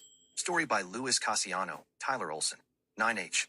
The Trump administration sent a memo to Congress Thursday saying that the United States is now in a non-international armed conflict with drug cartels, which administration officials have designated as terrorist organizations. The president directed these actions consistent with his responsibility to protect Americans and United States interests abroad and in furtherance of United States national security and foreign policy interests, pursuant to his constitutional authority as Commander-in-Chief and Chief Executive to conduct foreign relations, the memo states. This story is breaking. Please check back for updates. Read on the Fox News app. Original article source. Trump admin tells Congress it determined U.S. engaged in formal armed conflict with terrorist drug cartels. Sponsored content. More for you. LoneStarCasino.com. Claim your free coins and play. Sponsored. CNN. Why some Republicans are getting cold feet about Trump's shutdown layoff threats. LoneStarCasino.com. Play Lone Star Social Casino. Sponsored. MSNBC. Mad blog European leaders caught mocking Trump after a false claim about ending a war. Been verified. What does your name mean? Sponsored. MSNBC. ICE agents drag children out of bed, ransack Chicago building. Casino.draftkings.com. The crown is yours. Find new player offers at DK. New players. Wager real money. Sponsored. Fox News. Unearthed debate clip goes viral against Dems as illegal immigrant health coverage becomes top issue. LoneStarCasino.com. Lone Star Best Social Casino. No purchase needed. Play. Lone Star Social Casino. Sponsored. MSNBC. They don't care. MSNBC political analyst says Trump admin's goal is to dismantle government. LoneStarCasino.com. Best mobile social casino. Play Lone Star Social Casino. Lone Star Best Social Casino. Sponsored. CBS Pittsburgh. Pennsylvania Governor Josh Shapiro aims to protect vaccine access with new executive order. All right, you guys ready to go down the trains? What's this on right here? Oh, yeah, they're talking about a winter weather advisory or something. Winter weather warning issued as 9 inches of snow expected. A winter weather advisory has been issued by the National Weather Service, NWS, for portions of interior Alaska, with forecasts predicting up to 9 inches of snowfall between Thursday afternoon and Friday evening. The advisory affects the White Mountains, high terrain south of the Yukon River, and the Chautauqua River Valley, including key stretches of the Steese and Elliott highways. Newsweek reached out to NWS Fairbanks by phone for comment. So Why it matters. The early season storm is set to deliver moderate. Is this the time of year in Alaska where the humans go hibernating? Is it about to get dark for like 6 months? Moderate to heavy snow across interior Alaska, raising the risk of hazardous travel conditions. The NWS has specifically warned motorists and residents to be alert for slippery roads and reduced visibility. The advisory comes as Alaska begins to transition into the colder months, making preparedness especially crucial for local communities. Do vampires really live around the poles so they ain't got to deal with the sun coming up for most of the time? Communities and travelers on major routes. What to know? The winter weather advisory is in effect from 2 p.m. local time Thursday until 10 p.m. Friday, according to the NWS office in Fairbanks. The agency predicts snow accumulations between 4 and 9 inches, with higher elevations receiving the most snow. Areas most affected include the Steese Highway up to mile marker 90 and the elevated portions of the White Mountains.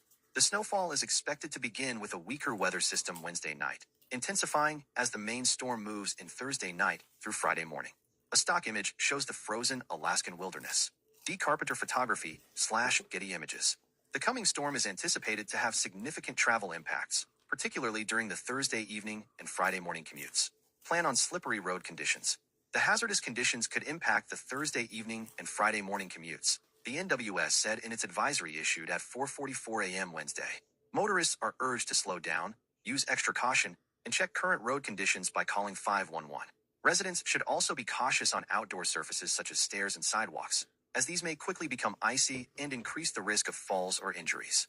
The advisory comes as the Fairbanks area saw over an inch of snow last weekend. The NWS office in Fairbanks shared images of the snow, which measured at 1.2 inches, on social media. According to record, the Fairbanks area typically gets their first inch of snow on October 9th, so we are about 2 weeks ahead of schedule, NWS Fairbanks posted on X. This snow is unlikely to stick around, but keep an eye on the horizon as winter is coming. What people are saying. NWS Fairbanks in a winter weather advisory. If you are going outside, watch your first few steps taken on stairs, sidewalks, and driveways. These surfaces could be icy and slippery, increasing your risk of a fall and injury. NWS Fairbanks in a post on X on Tuesday. Moderate to heavy snowfall is expected for the White Mountains, with the highest amounts reaching the Steese and Eagle summits in Upper Chautauqua Valley Thursday evening into Friday night. Now, I wonder if people in Alaska have freezers. I need to know. Night. Mixed precipitation is expected at lower elevations. What happens next? In addition to reducing speed and driving cautiously, the advisory recommends that anyone heading outdoors should use care on potentially icy paths. The NWS further suggests that individuals stay up to date with the latest advisories and updates posted on their official website and via local communication channels. The advisory remains in effect until Friday night, with updates expected as the storm progresses. Okay, sure. That is very interesting. Very, very, very, very interesting. Now it's time to look at the trends, because what is trending today? What's trending today? And it all seems, hey, what's trending? First we're going to do the refresh. Damn. So I started researching this show at like 9:20. It's almost 11:30.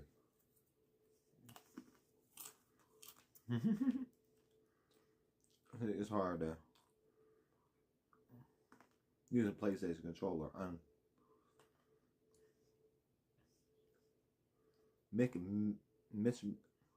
what?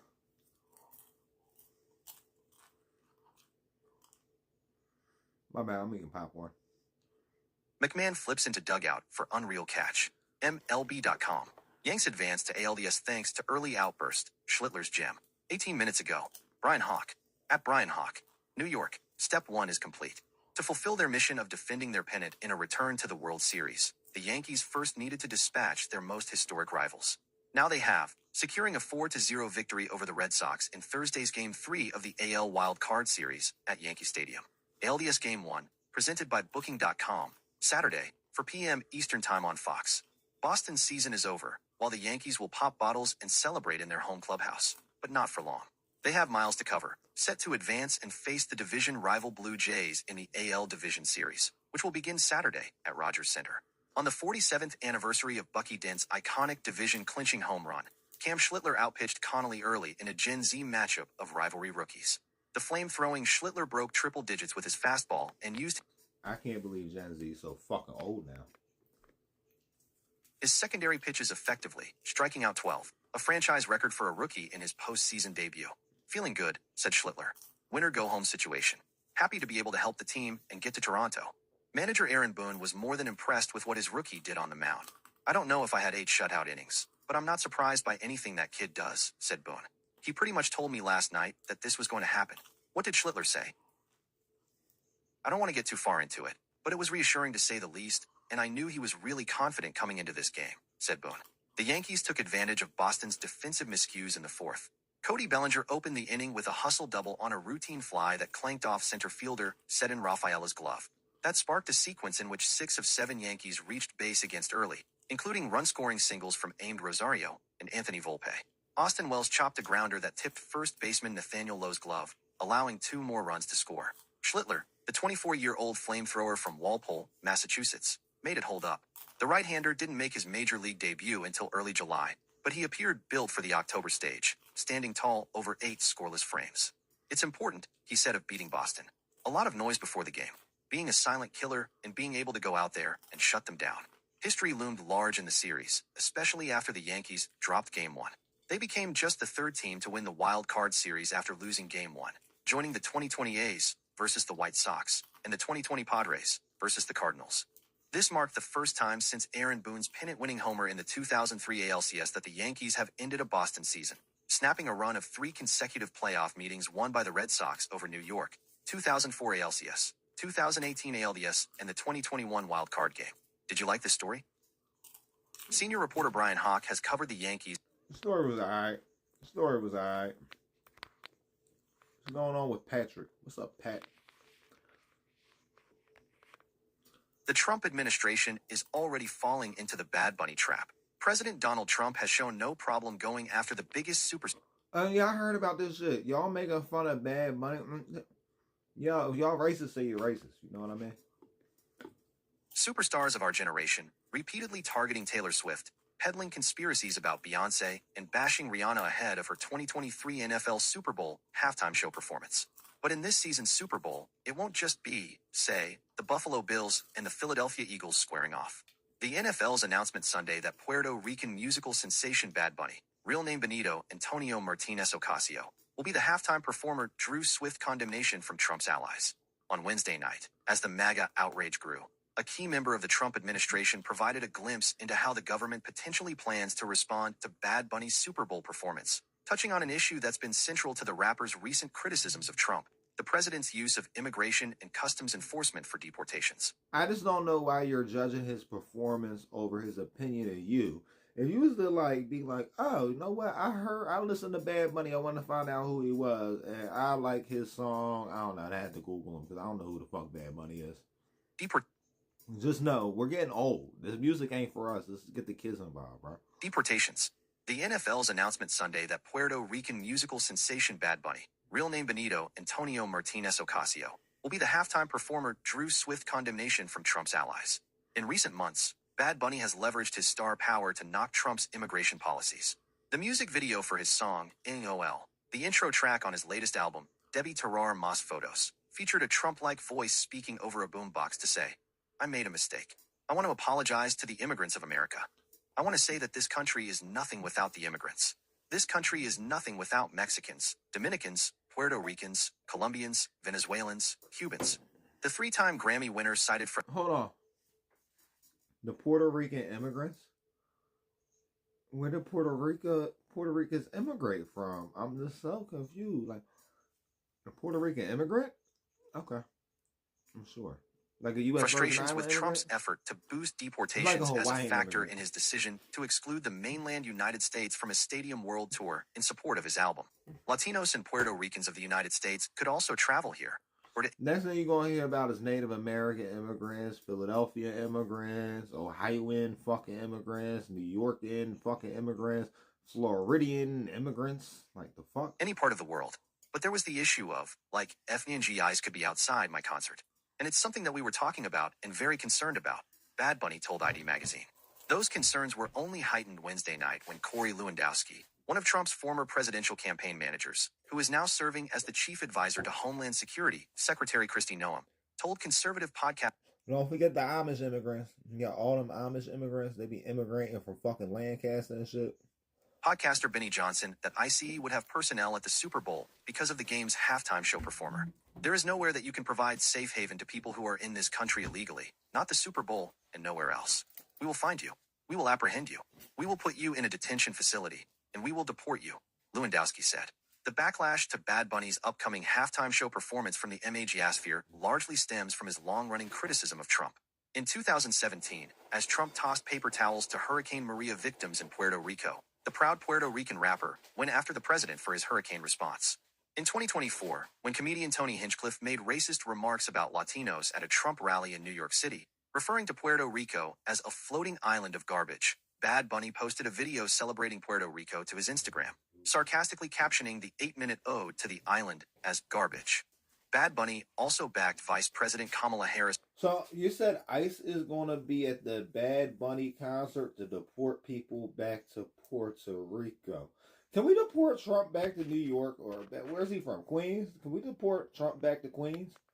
Harris ahead of the 2024 presidential election, sharing a clip to his millions of Instagram followers of Harris saying she will never forget what Donald Trump did and did not do when Puerto Rico needed a supportive and competent leader. When the Super Bowl comes back around in February, there will be real questions about how both Trump and Bad Bunny handle the moment. So when you deport somebody from one part of the United States to another part of the United States, it is not called a deportation.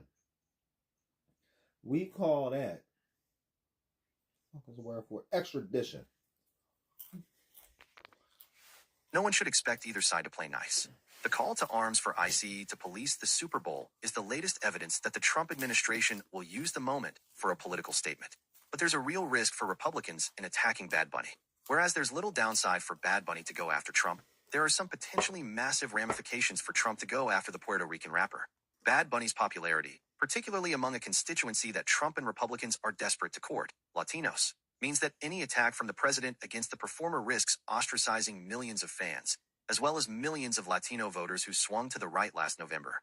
Trump has seemed to recognize more recently that it's bad politics to attack massively popular pop stars.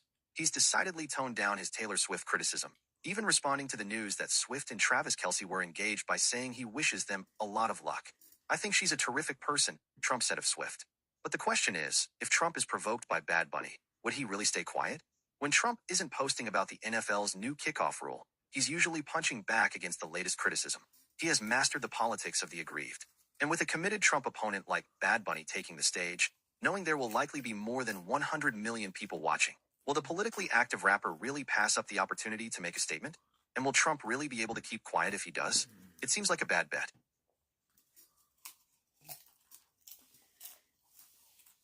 Yeah, about to make a clip of this shit.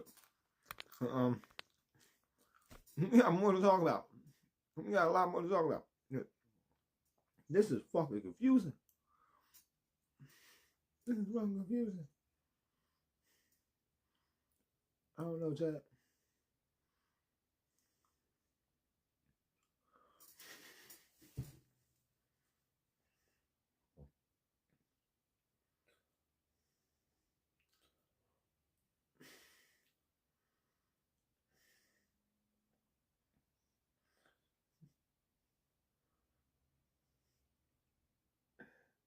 So I seen that Donald Trump was to deploy ICE to the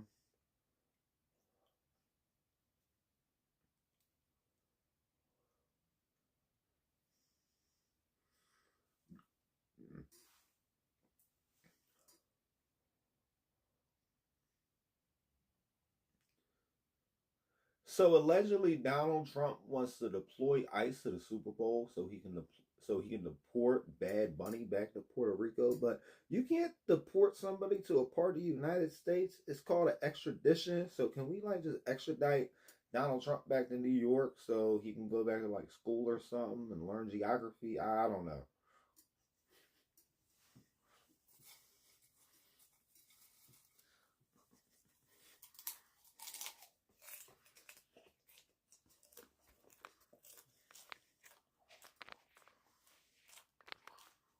White House sends warning to NFL before Super Bowl 60. An advisor to President Trump is sending a warning to the NFL ahead of Super Bowl 60 in Santa Clara, California. The NFL announced on Sunday night that Puerto Rican rapper Bad Bunny will be performing at halftime of Super Bowl 60. Bad Bunny, one of the most popular musicians in the world, sings many of his songs in Spanish. He previously admitted that he didn't do concerts in the United States, in part, due to a fear of ICE being outside of his shows.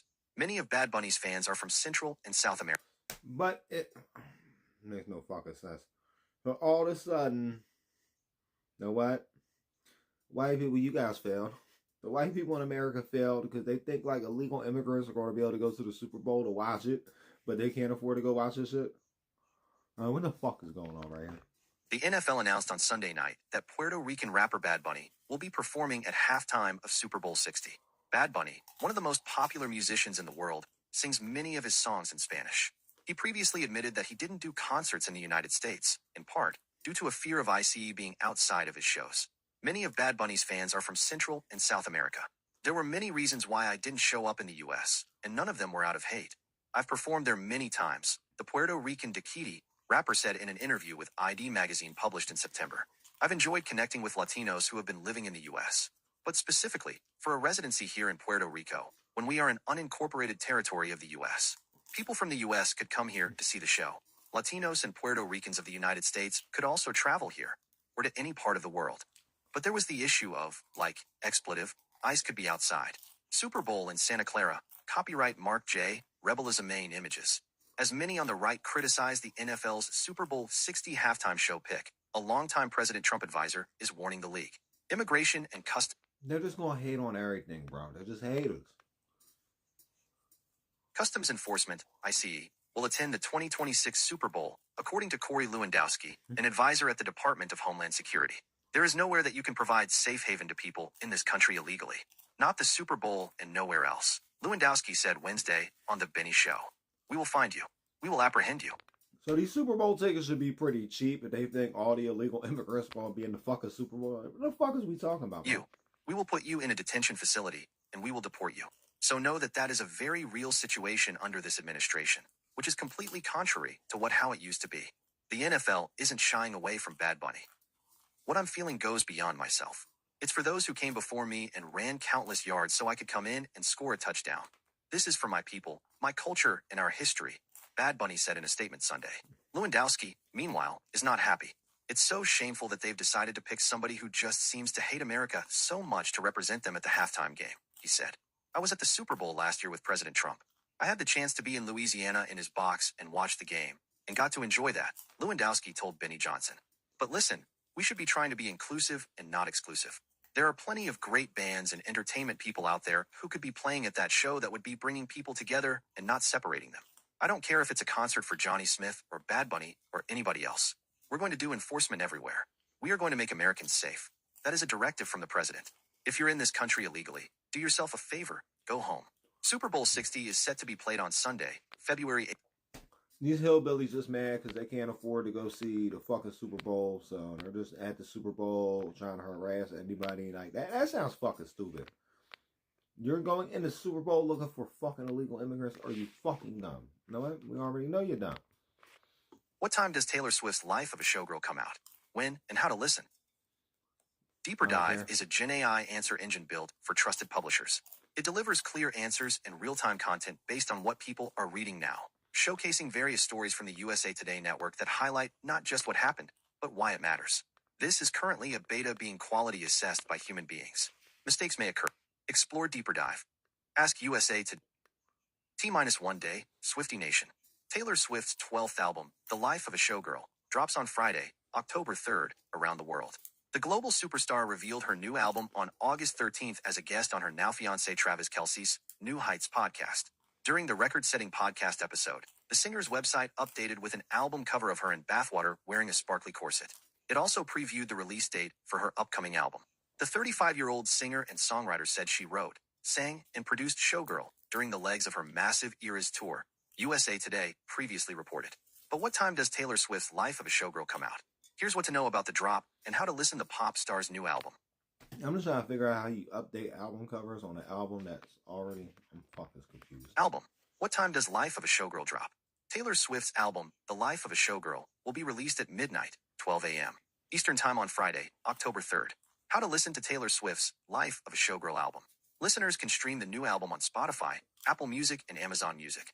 How many tracks... I heard Taylor Swift only puts out albums when she's single. I don't know. I don't like Taylor Swift like that. You know what I mean? So, like, I don't know. Is that true, though? Like, is she going through a divorce or something right now? Did she get married? Are on Life of a Showgirl. There are 12 tracks on Showgirl. The title to the songs are Showgirl, Canceled, The Fate of Ophelia, Elizabeth Taylor, Opalite, Father Figure, Eldest Daughter, Ruin the Friendship, Actually Romantic, $H Lee $T, Wood, Honey. When are Life of a Showgirl pre-orders available? Retailers have been taking pre-orders for the album on CD and vinyl. Target has some exclusives and plans to stay open late for... Maybe we might start doing the top 10 of the music countdown or whatever again, because like that might be more bearable than this K-pop shit, unless it's just both that. For the release, according to its website. Other retailers offering pre-orders include Walmart, Amazon, and Best Buy. Swift's official website also offered pre-orders. Contributing, Brian West and Amy Hanneline.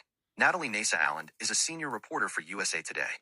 Reach her at nowland@usatoday.com and follow her on X at @NadalIreland. Sure. So, Taylor Swift. Get her album if you like her album. If you don't like her album, don't get her album.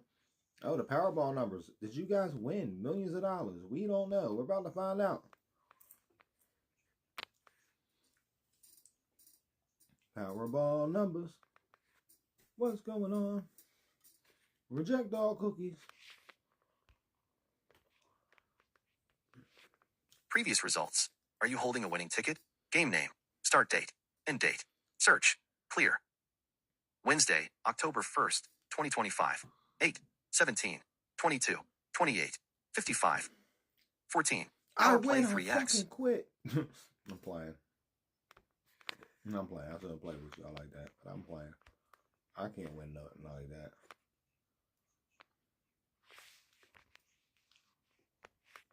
Lottery player snags $1 million Powerball ticket in Alpharetta. A pub sub and a winning Powerball ticket. Oh, that's awesome. A lucky grocery store customer picked up at least the latter when they stopped by a Publix in Alpharetta for a Powerball ticket before Wednesday's drawing. Now text at 8 tot eretz and omos dias desicrup zaderp no noilam tatawa yatsriti iti rekor a dawar iredoel agro G072 Al lab edu sa saw OT 88. I don't know what just happened. We got Jake on this on. He's a 49er. 49ers is trending a little bit more up there.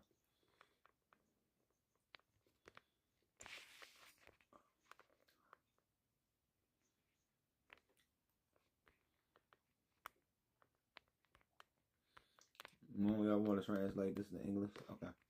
Translate. Peaky Blinders to return to TV with Gang's new era. 13 hours ago, Ian Young's culture reporter.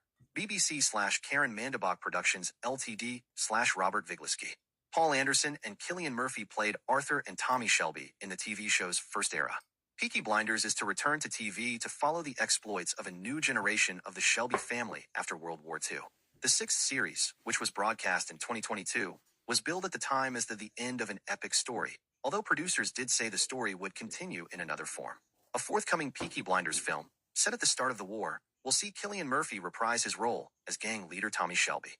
That will now be followed by 2 new TV seasons, which will be rooted in Birmingham and will tell the story of a city rising from the ashes of the Birmingham Blitz. Creator Stephen Knight said, "The new generation of Shelbys have taken the wheel, and it will be a hell of a ride." The show will pick up in 1953, when the race to own Birmingham's massive reconstruction project becomes a brutal contest of mythical dimension, the BBC said. This is a city of unprecedented opportunity and danger, with the Shelby family right at its blood-soaked heart. The show will be screened on the BBC in the UK and on Netflix around the world.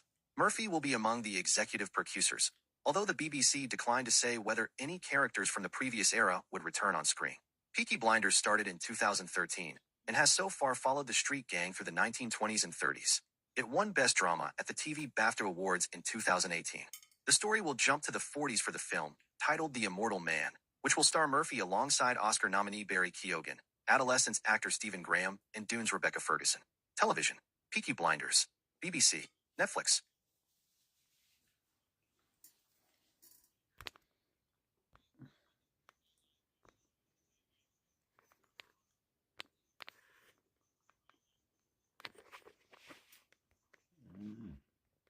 McVay will be disciplined, with split for Williams, Corum.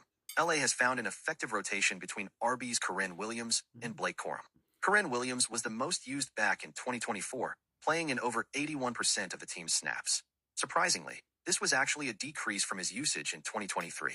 While Williams has earned those carries by finishing in the top 10 for rushing yards the last 2 seasons, there's no way around the fact that wear and tear of that much output could potentially add up quickly. However, LA may not have to worry about that in 2025 with the emergence of second-year running back Blake Corum. Over the past 2 weeks, Corum has seen an uptick in usage and has been very effective with those carries. In fact, versus the Colts this past weekend, Williams finished with 13 carries and played 68% of the snaps, both season lows, while Corum had 9 carries and played on 29.3% of snaps, both season highs. Now to be clear, this is not a situation where there's much worry about Williams being overtaken by Corum, especially given his recent 3-year, $33 million extension. McVay has also touched on this, saying that he would be disciplined about his 2 running backs' involvement in the game plan, but would be sticking with Williams and not riding the hot hand.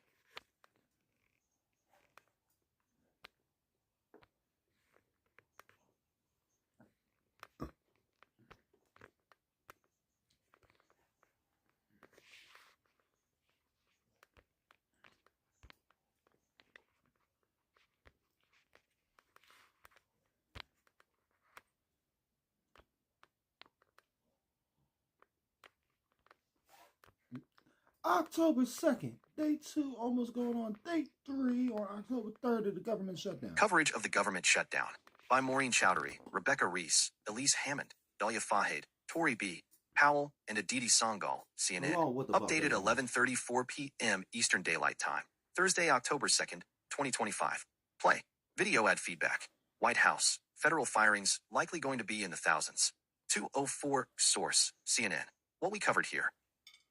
Shutdown, Day 2. The federal government remains shut down after a deadlocked Congress failed to reach a funding deal. Republicans and Democrats are at odds over enhanced Obamacare subsidies. How long will it last? The shutdown is likely to extend into next week. Senate Democrats are expected to block a GOP-backed short-term funding bill again when they vote tomorrow, and the Senate is not expected to be in session this weekend. Jobs on the chopping block. The Trump administration says thousands of government layoffs could begin to be announced as soon as tomorrow. The White House has already compiled a list of agencies to target for cuts, officials tell CNN. Agencies and activities deemed essential are still open, and we're tracking which programs are affected. Is the shutdown affecting you? Tell us about it. Time since shutdown. 1 day, 23 hours, 55 minutes, 33 seconds. All. Catch up. 32 posts. 20 minutes ago. Our live coverage of the government shutdown has ended for the day. Follow our continuing coverage or read through the posts below. 1 hour, 32 minutes ago. Secretary of Energy says climate cuts won't come back after shutdown. From CNN's Piper Hudspeth Blackburn. Energy Secretary Chris Wright takes part in an interview with CNN's Caitlin Collins on Thursday. CNN. Energy Secretary Chris Wright said Thursday the recent climate funding cuts to primarily Democratic-led states announced by Trump's budget director were not tied to the federal shutdown and will not be reinstated once it ends.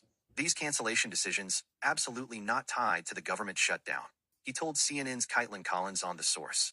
Wright said the cuts were business decisions on whether it's a good use of the taxpayer money or not, and he said the projects will not be restored. While Office of Management and Budget Director Russ Vaught announced the cuts yesterday, Wright said the decisions were made in the Energy Department and were the product of thousands of work hours to evaluate these projects. Pressed on whether the cuts targeted states that voted for former Vice President Kamala Harris in the 2024 presidential election, Wright insisted decisions on other states haven't been announced yet. As this fall goes on, you'll see cancellations in red and blue states, he said. Some context. The canceled funding currently totals $7.56 billion and includes projects that were launched under the Biden administration and overseen by multiple parts of the department, from renewable energy to fossil fuels, according to a recent release from the Energy Department. Affected states currently include California, Colorado, Connecticut, Hawaii, Illinois, Maryland, Massachusetts, Minnesota, New Jersey, New Mexico, New York, Oregon, Vermont, and Washington. Before the shutdown began, the Trump administration signaled that it could weaponize the funding lapse to move quickly on its political priorities, a strategy that is now causing unease among some Republicans. Trump appears willing to move forward with its plans, announcing Thursday that he's tasked Vought with determining which Democrat agencies to cut. 1 hour 32 minutes ago. Here's why Democrats are saying the Trump administration is violating the Hatch Act. From CNN's Kanita Iyer. A shutdown message on the Housing and Urban Development website, arranged on a laptop at the U.S. Capitol in Washington, D.C., on Tuesday. Al Drago, Bloomberg, Getty Images. Democratic Representative Robert Garcia, ranking member of the House Oversight Committee, sent a letter to the acting special counsel today asking for an investigation into the Trump administration for apparent violations of the Hatch Act. Other Democrats have echoed Garcia's concerns, and they point to messages on government websites, including that of the White House, Department of Housing and Urban Development, and the Small Business Administration, that blames the left for the government shutdown. They literally change official government websites to put out their propaganda, Representative Jasmine Crockett told CNN yesterday. Instead of just saying, we're currently in a shutdown, you decided to play partisan politics on an official website. What is the Hatch Act? It is a workplace guidance that is supposed to stop the federal government from going about its activities in a partisan manner or affecting elections. Violating the Hatch Act is not a crime. Responses can vary significantly after employees violate the rule, from a slap on the wrist to loss of a job. Who has violated the Hatch Act? There have been many violations of the Hatch Act, including from 13 senior officials during President Donald Trump's first administration. Under the Biden administration, Press Secretary Karine Jean-Pierre was found to have violated the Hatch Act for using the term mega MAGA from the briefing podium. Biden's former chief of staff Ron Klain and former press secretary Jen Psaki were also found in violation of the act. CNN's Devin Cole contributed to this post. 2 hours 41 minutes ago. Headlines you should know as we end day 2 of the government shutdown. From CNN staff. The U.S. Capitol looms in the distance on the second day of the U.S. government shutdown in Washington, D.C. on Thursday. Brendan Smialowski, /AFP, Getty Images. It's been another day of a shuttered federal government after a deadlocked Congress failed to reach a funding deal. Here are headlines across CNN you should know about.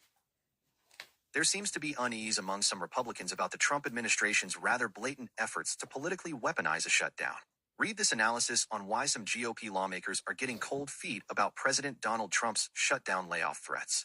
Senate Republicans and top GOP donors still plan to attend a major fundraiser at a coastal resort in Georgia this weekend despite the government shutdown, a move that puts an awkward spotlight on the underbelly of political campaigns as federal workers are being furloughed across the country. Multiple furloughed workers from the Department of Education had out-of-office messages blaming Democrats for the government shutdown automatically sent from their email accounts without their consent or knowledge, according to 4 sources familiar with the situation. Democrats might never get what they're asking for, but they seem to have minutes ago. Trump having dinner with Vance at Vice President's residence. From CNN's Kit Marr. The second day of the shutdown is wind down, and President Donald Trump is spending the evening with his number 2, Vice President J.D. Vance.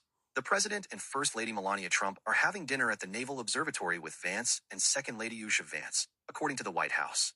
The White House press corps has not had an opportunity to question Trump since the shutdown began, but he did tape an interview with OAN, which aired on Thursday evening.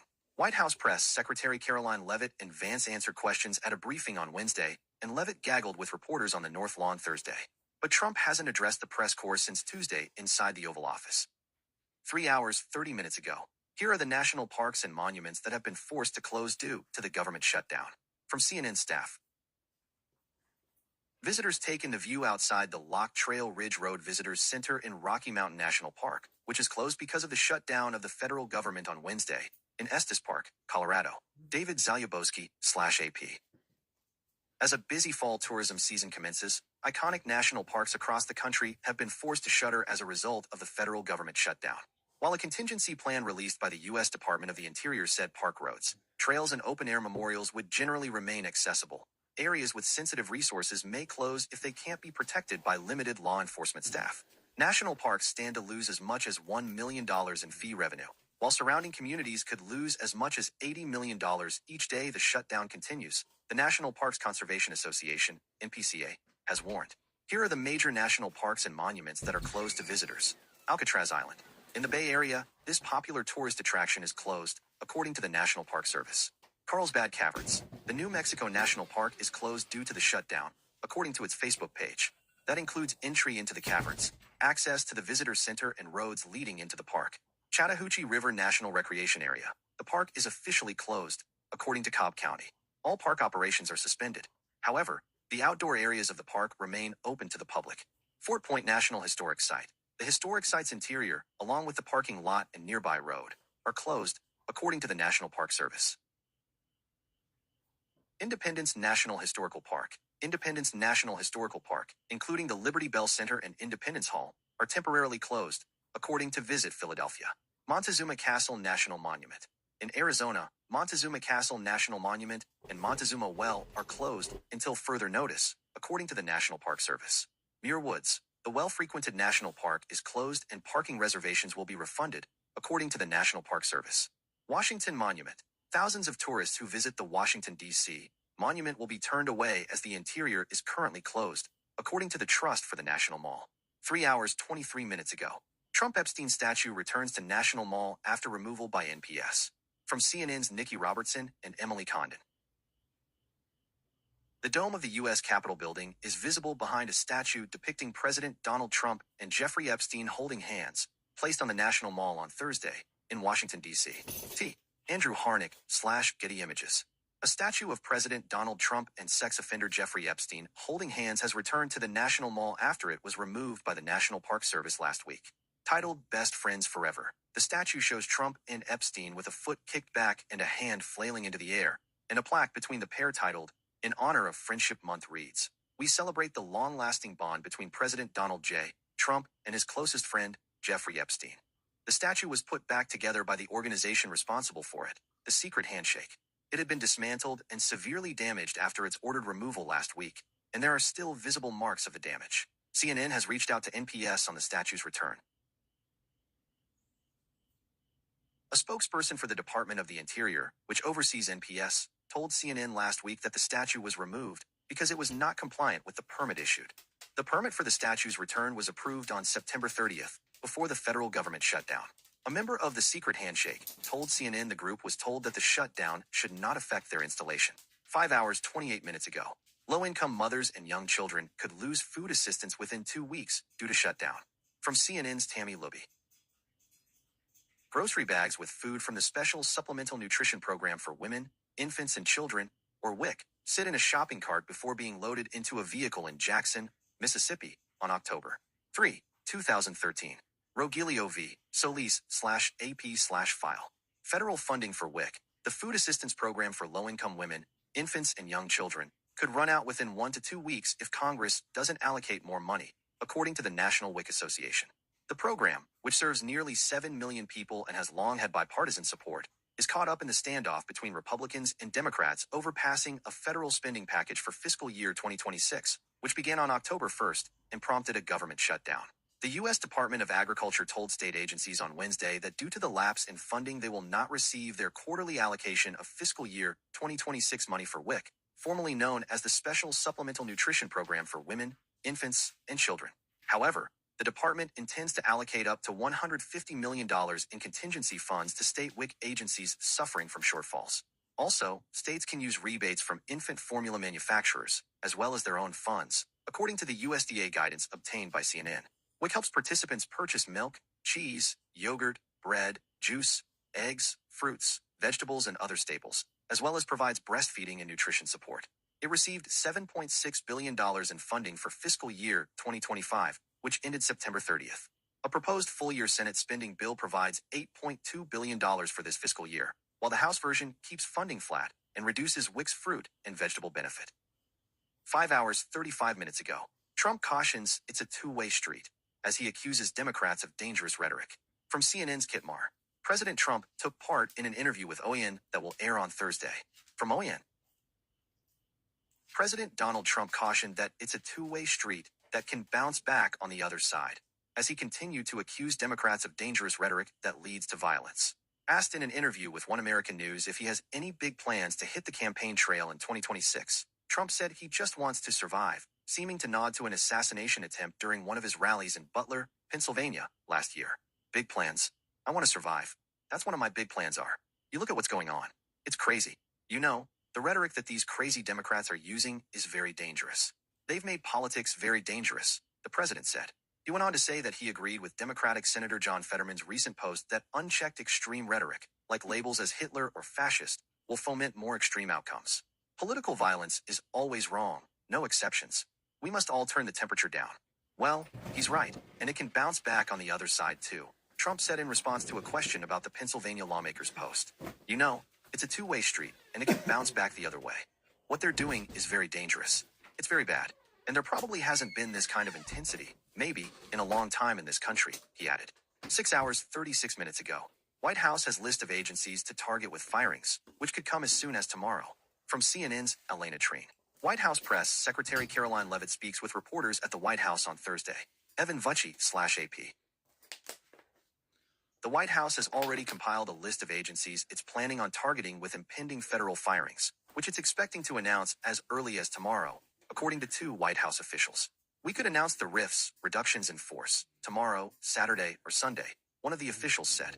The administration is still ironing out some of the specifics of the firings, but the list was mainly put together by the Office of Management and Budget in coordination with the targeted agencies. President Donald Trump met with OMB Director Russell Vought today, a meeting he had previewed earlier in the day on Truth Social, saying they'd be determining which of the many Democrat agencies they plan to cut and whether or not those cuts will be temporary or permanent. Trump meets and talks with Vought multiple times a day, one of the officials said. Some of the agencies are in the crosshairs because of their diversity, equity, and inclusion policies, officials said, but they're mainly being targeted because the administration doesn't think they align with the president's priorities. We're looking at agencies that don't align with the president's values, and that we feel are a waste of the taxpayer dollar, White House Press Secretary Caroline Leavitt told reporters earlier today.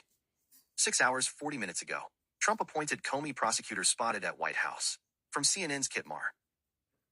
Lindsay Halligan, President Donald Trump's handpicked U.S. attorney for Virginia's Eastern District, arrives at the White House on Thursday. CNN. Interim U.S. Attorney Lindsay Halligan, who is overseeing the prosecution of former FBI Director James Comey, was spotted entering the West Wing Thursday afternoon. President Donald Trump last month nominated Halligan, his former personal attorney, to serve as the top federal prosecutor in Virginia's Eastern District, and she soon after convinced a grand jury to indict Comey on counts of lying to Congress and obstructing a congressional proceeding. It's unclear if Halligan met directly with Trump, but her appearance at the White House is unusual given her new role. CNN previously reported that the Justice Department did little to help Halligan in her efforts to indict Comey, with many at the department and the Virginia office believing the evidence wasn't strong enough to support criminal charges. Halligan rose to the position after her predecessor, U.S. Attorney Eric Siebert, resigned after facing pressure from Trump to go after New York Attorney General Letitia James for mortgage fraud. 7 hours, 26 minutes ago, Jeffries slams Republicans for refusing to negotiate on government funding. From CNN's Ellis Kim and Arlette Saenz. House Minority Leader Hakeem Jeffries speaks to reporters outside the Capitol building on Thursday. And a moneymaker/Getty Images. House Minority Leader Hakeem Jeffries on Thursday afternoon lambasted Republicans for refusing to negotiate with Democrats, as the federal government remained shut down for a second day with no end in sight.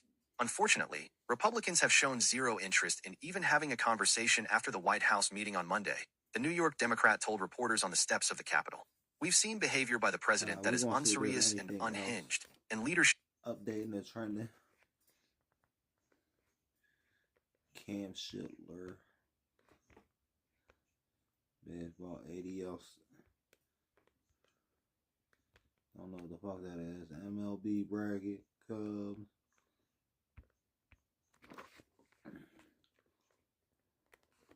Lori Loughlin and Massimo Giannulli separate after nearly 28 years of marriage, exclusive. They are living apart and taking a break from their marriage. There are no legal proceedings at this time, the actress rep tells People. From Left, Massimo Giannulli and Lori Loughlin attend LACMA's 50th anniversary gala sponsored by Christie's at LACMA on April 18, 2015 in Los Angeles, California. Credit, Donato Sardella/Getty. Need to know. Lori Loughlin and Massimo Giannulli have separated after nearly 28 years of marriage. They are living apart and taking a break from their marriage. There are no legal proceedings at this time, the actress rep tells People. The pair married in 1997. Lori Loughlin and Massimo Giannulli are going their separate ways. People confirms the couple, who are parents to Olivia Jade and Isabella Rose Giannulli, have separated after nearly 28 years of marriage. They are living apart and taking a break from their marriage. There are no legal proceedings at this time, according to Loughlin's representative Elizabeth Much. From left, Lori Loughlin and Massimo Giannulli outside the John Joseph Moakley United States Courthouse in Boston on April 3, 2019. Jessica Rinaldi slashed the Boston Globe via Getty. The split comes after the Full House alum and her estranged husband listed their 11,800 square foot mansion in Hidden Hills for $16.5 million in February. The couple purchased the home in August 2020 for $9.5 million, People previously confirmed, after they were embroiled in a high-profile college admissions scandal involving their daughters in 2019. In May 2020, Loughlin and her husband Massimo Giannulli pleaded guilty to wire and mail fraud after they were accused of paying $500,000 for their daughters Olivia Jade Giannulli and Isabella Rose Giannulli's admission into the University of Southern California. The two were falsely designated as recruits to the university's crew team, even though neither ever participated in the sport. Loughlin was eventually sentenced to 2 months in federal prison, while her husband received a 5-month sentence in August of the same year. The actress almost completed her sentence before she was released from prison in December 2020. Following the scandal, the actress slowly made her return to television, beginning with reprising her role as Abigail Stanton in When Hope Calls, A Country Christmas, a spin-off to When Calls the Heart, in December 2021 on Great American Family. She also starred opposite James Tupper in the network's January 2023 TV film Fall into Winter and appeared with Tupper and Jesse Hutch in A Christmas Blessing the following November. More recently, Loughlin made an appearance on Curb Your Enthusiasm, on which she played a heightened version of herself as she poked fun at her involvement in the college admissions scheme. She also recently had roles on Blue Bloods and On Call. Lori Loughlin, Elle, and husband Massimo Giannulli attend the Saks Fifth Avenue's Unforgettable Evening Cocktail Reception benefiting Entertainment Industry Foundation's EAF Women's Cancer Research Fund held at the Beverly Wilshire Hotel on February 20th, 2008 in Beverly Hills, California. Donato Sardella / Wire Image. In April 2024, the actress gave her first major interview since the scandal. While she did not address the scandal directly during her conversation with First for Women magazine, she opened up about forgiveness and learning to move forward. I try to be a forgiving person. I'm not one to hold on to stuff. Stuff happens to everyone. We've all been in positions to ask for forgiveness, but to ask for it, you have to learn and know how to give forgiveness, too, she said. My family wasn't one to hold grudges. I didn't grow up in a household where if you made a mistake, you weren't forgiven, she continued. No one is perfect. We all make mistakes. So I was always told to let stuff go. And I think for your own health, you have to let things go because you can't hang on to negativity. Life's too short. From left, Massimo Giannulli and Lori Loughlin GQ celebrates Men of the Year 2005 at Mr. Chow Restaurant in Beverly Hills. A Rodriguez / B.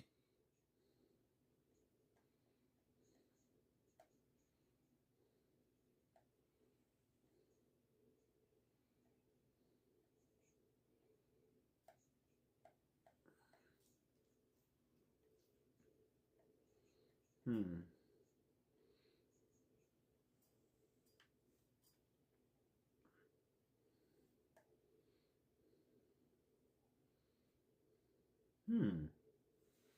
Fantasy Football Week 4 inactives. Status for Teteroa McMillan, Devontae Adams, and others. Whom should you start? Whom should you sit? To help you set your fantasy football lineups and avoid starting an offensive player who won't be in the lineup, we'll post fantasy-relevant updates. I feel like fantasy football is gambling too. And we had enough gambling ads popping up. I feel like there's another gambling ad. We already talked about Taylor Swift and her showgirl thing. What's going on with Robert Morris? It's like, oh, what the fuck happened? I just heard about this shit. Robert Morris, Texas megachurch pastor, pleads guilty to sexually abusing a child. Create your free profile or log in to save this article. October 2nd, It's that white Christian culture. October 2nd, 2025, for 01 p.m. Eastern Daylight Time, /updated October 2nd, 2025, 5:09 p.m. Eastern Daylight Time. By Mike Hicksonbaugh. Pawhuska, Oklahoma. Robert Morris, the Texas megachurch pastor who built Gateway Church into one of the largest congregations in the country, pleaded guilty Thursday in Osage County District Court to charges that he sexually abused a girl in the 1980s. Morris, 64, entered the plea before Judge Cindy Pickerel, admitting to 5 felony counts of lewd or indecent acts with a child. Under a negotiated plea agreement, he was given a 10-year sentence, but he will serve only 6 months in the county jail. He must also register as a sex offender and pay $250. And they always let these dudes. They always let these dudes out so they can keep doing it over and over and over again. You heard 6 months, 6 months for messing with a child. It's fucking sick, and it's in Texas. It's in fucking Texas. What the fuck is going on right here, bro? Robert Morris, Texas megachurch pastor, pleads guilty to sexually abusing a child. Create your free profile. Right here. Cindy Clemishier, the woman who accused Morris of molesting her at age 12, sat in the courtroom, surrounded by family, as Morris accepted responsibility, a moment she sought for decades. The plea represents a remarkable fall for Morris, who founded Gateway in 2000 in Southlake, Texas, and grew it into a megachurch with tens of thousands of weekly attendees. His sermons were broadcast to audiences around the world. His books became bestsellers in evangelical circles. He's just going to blame the children, and y'all going to fucking support this creepy-ass dude again. Circles, and he served as a faith advisor to President Donald Trump. That career collapsed in June 2020. Why does Trump got all these Adobe Acrobats? June 2024, after Clemishier, 55, publicly accused him of sexually abusing her. Within days, Gateway announced that Morris was stepping down. In a statement at the time, Morris acknowledged what he described as a moral failure with a young lady decades earlier, but didn't respond to the specifics of the allegation. Cindy Clemishier at her... A moral failure is if you sleep with one of the single moms in your church? Her childhood home in Hominy, Oklahoma, ahead of Morris' guilty plea. September dawn bottom for NBC News. Clemishier told NBC News the abuse began on Christmas night in 1982, when she was 12 and wearing flowery pink pajamas. Morris, a traveling evangelist in his early 20s who sometimes stayed with her family in Oklahoma, invited her to his room, where, she said, he instructed her to lie on her back.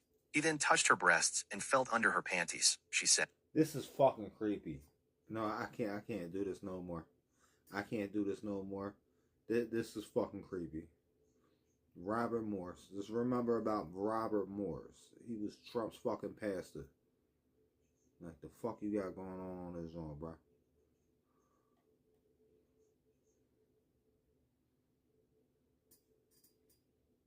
Police named Manchester attacker who killed 2 at synagogue. 4 hours ago, Mark Waddington Northwest and James Chater. Watch, armed police at the scene of Manchester synagogue attack. A man who carried...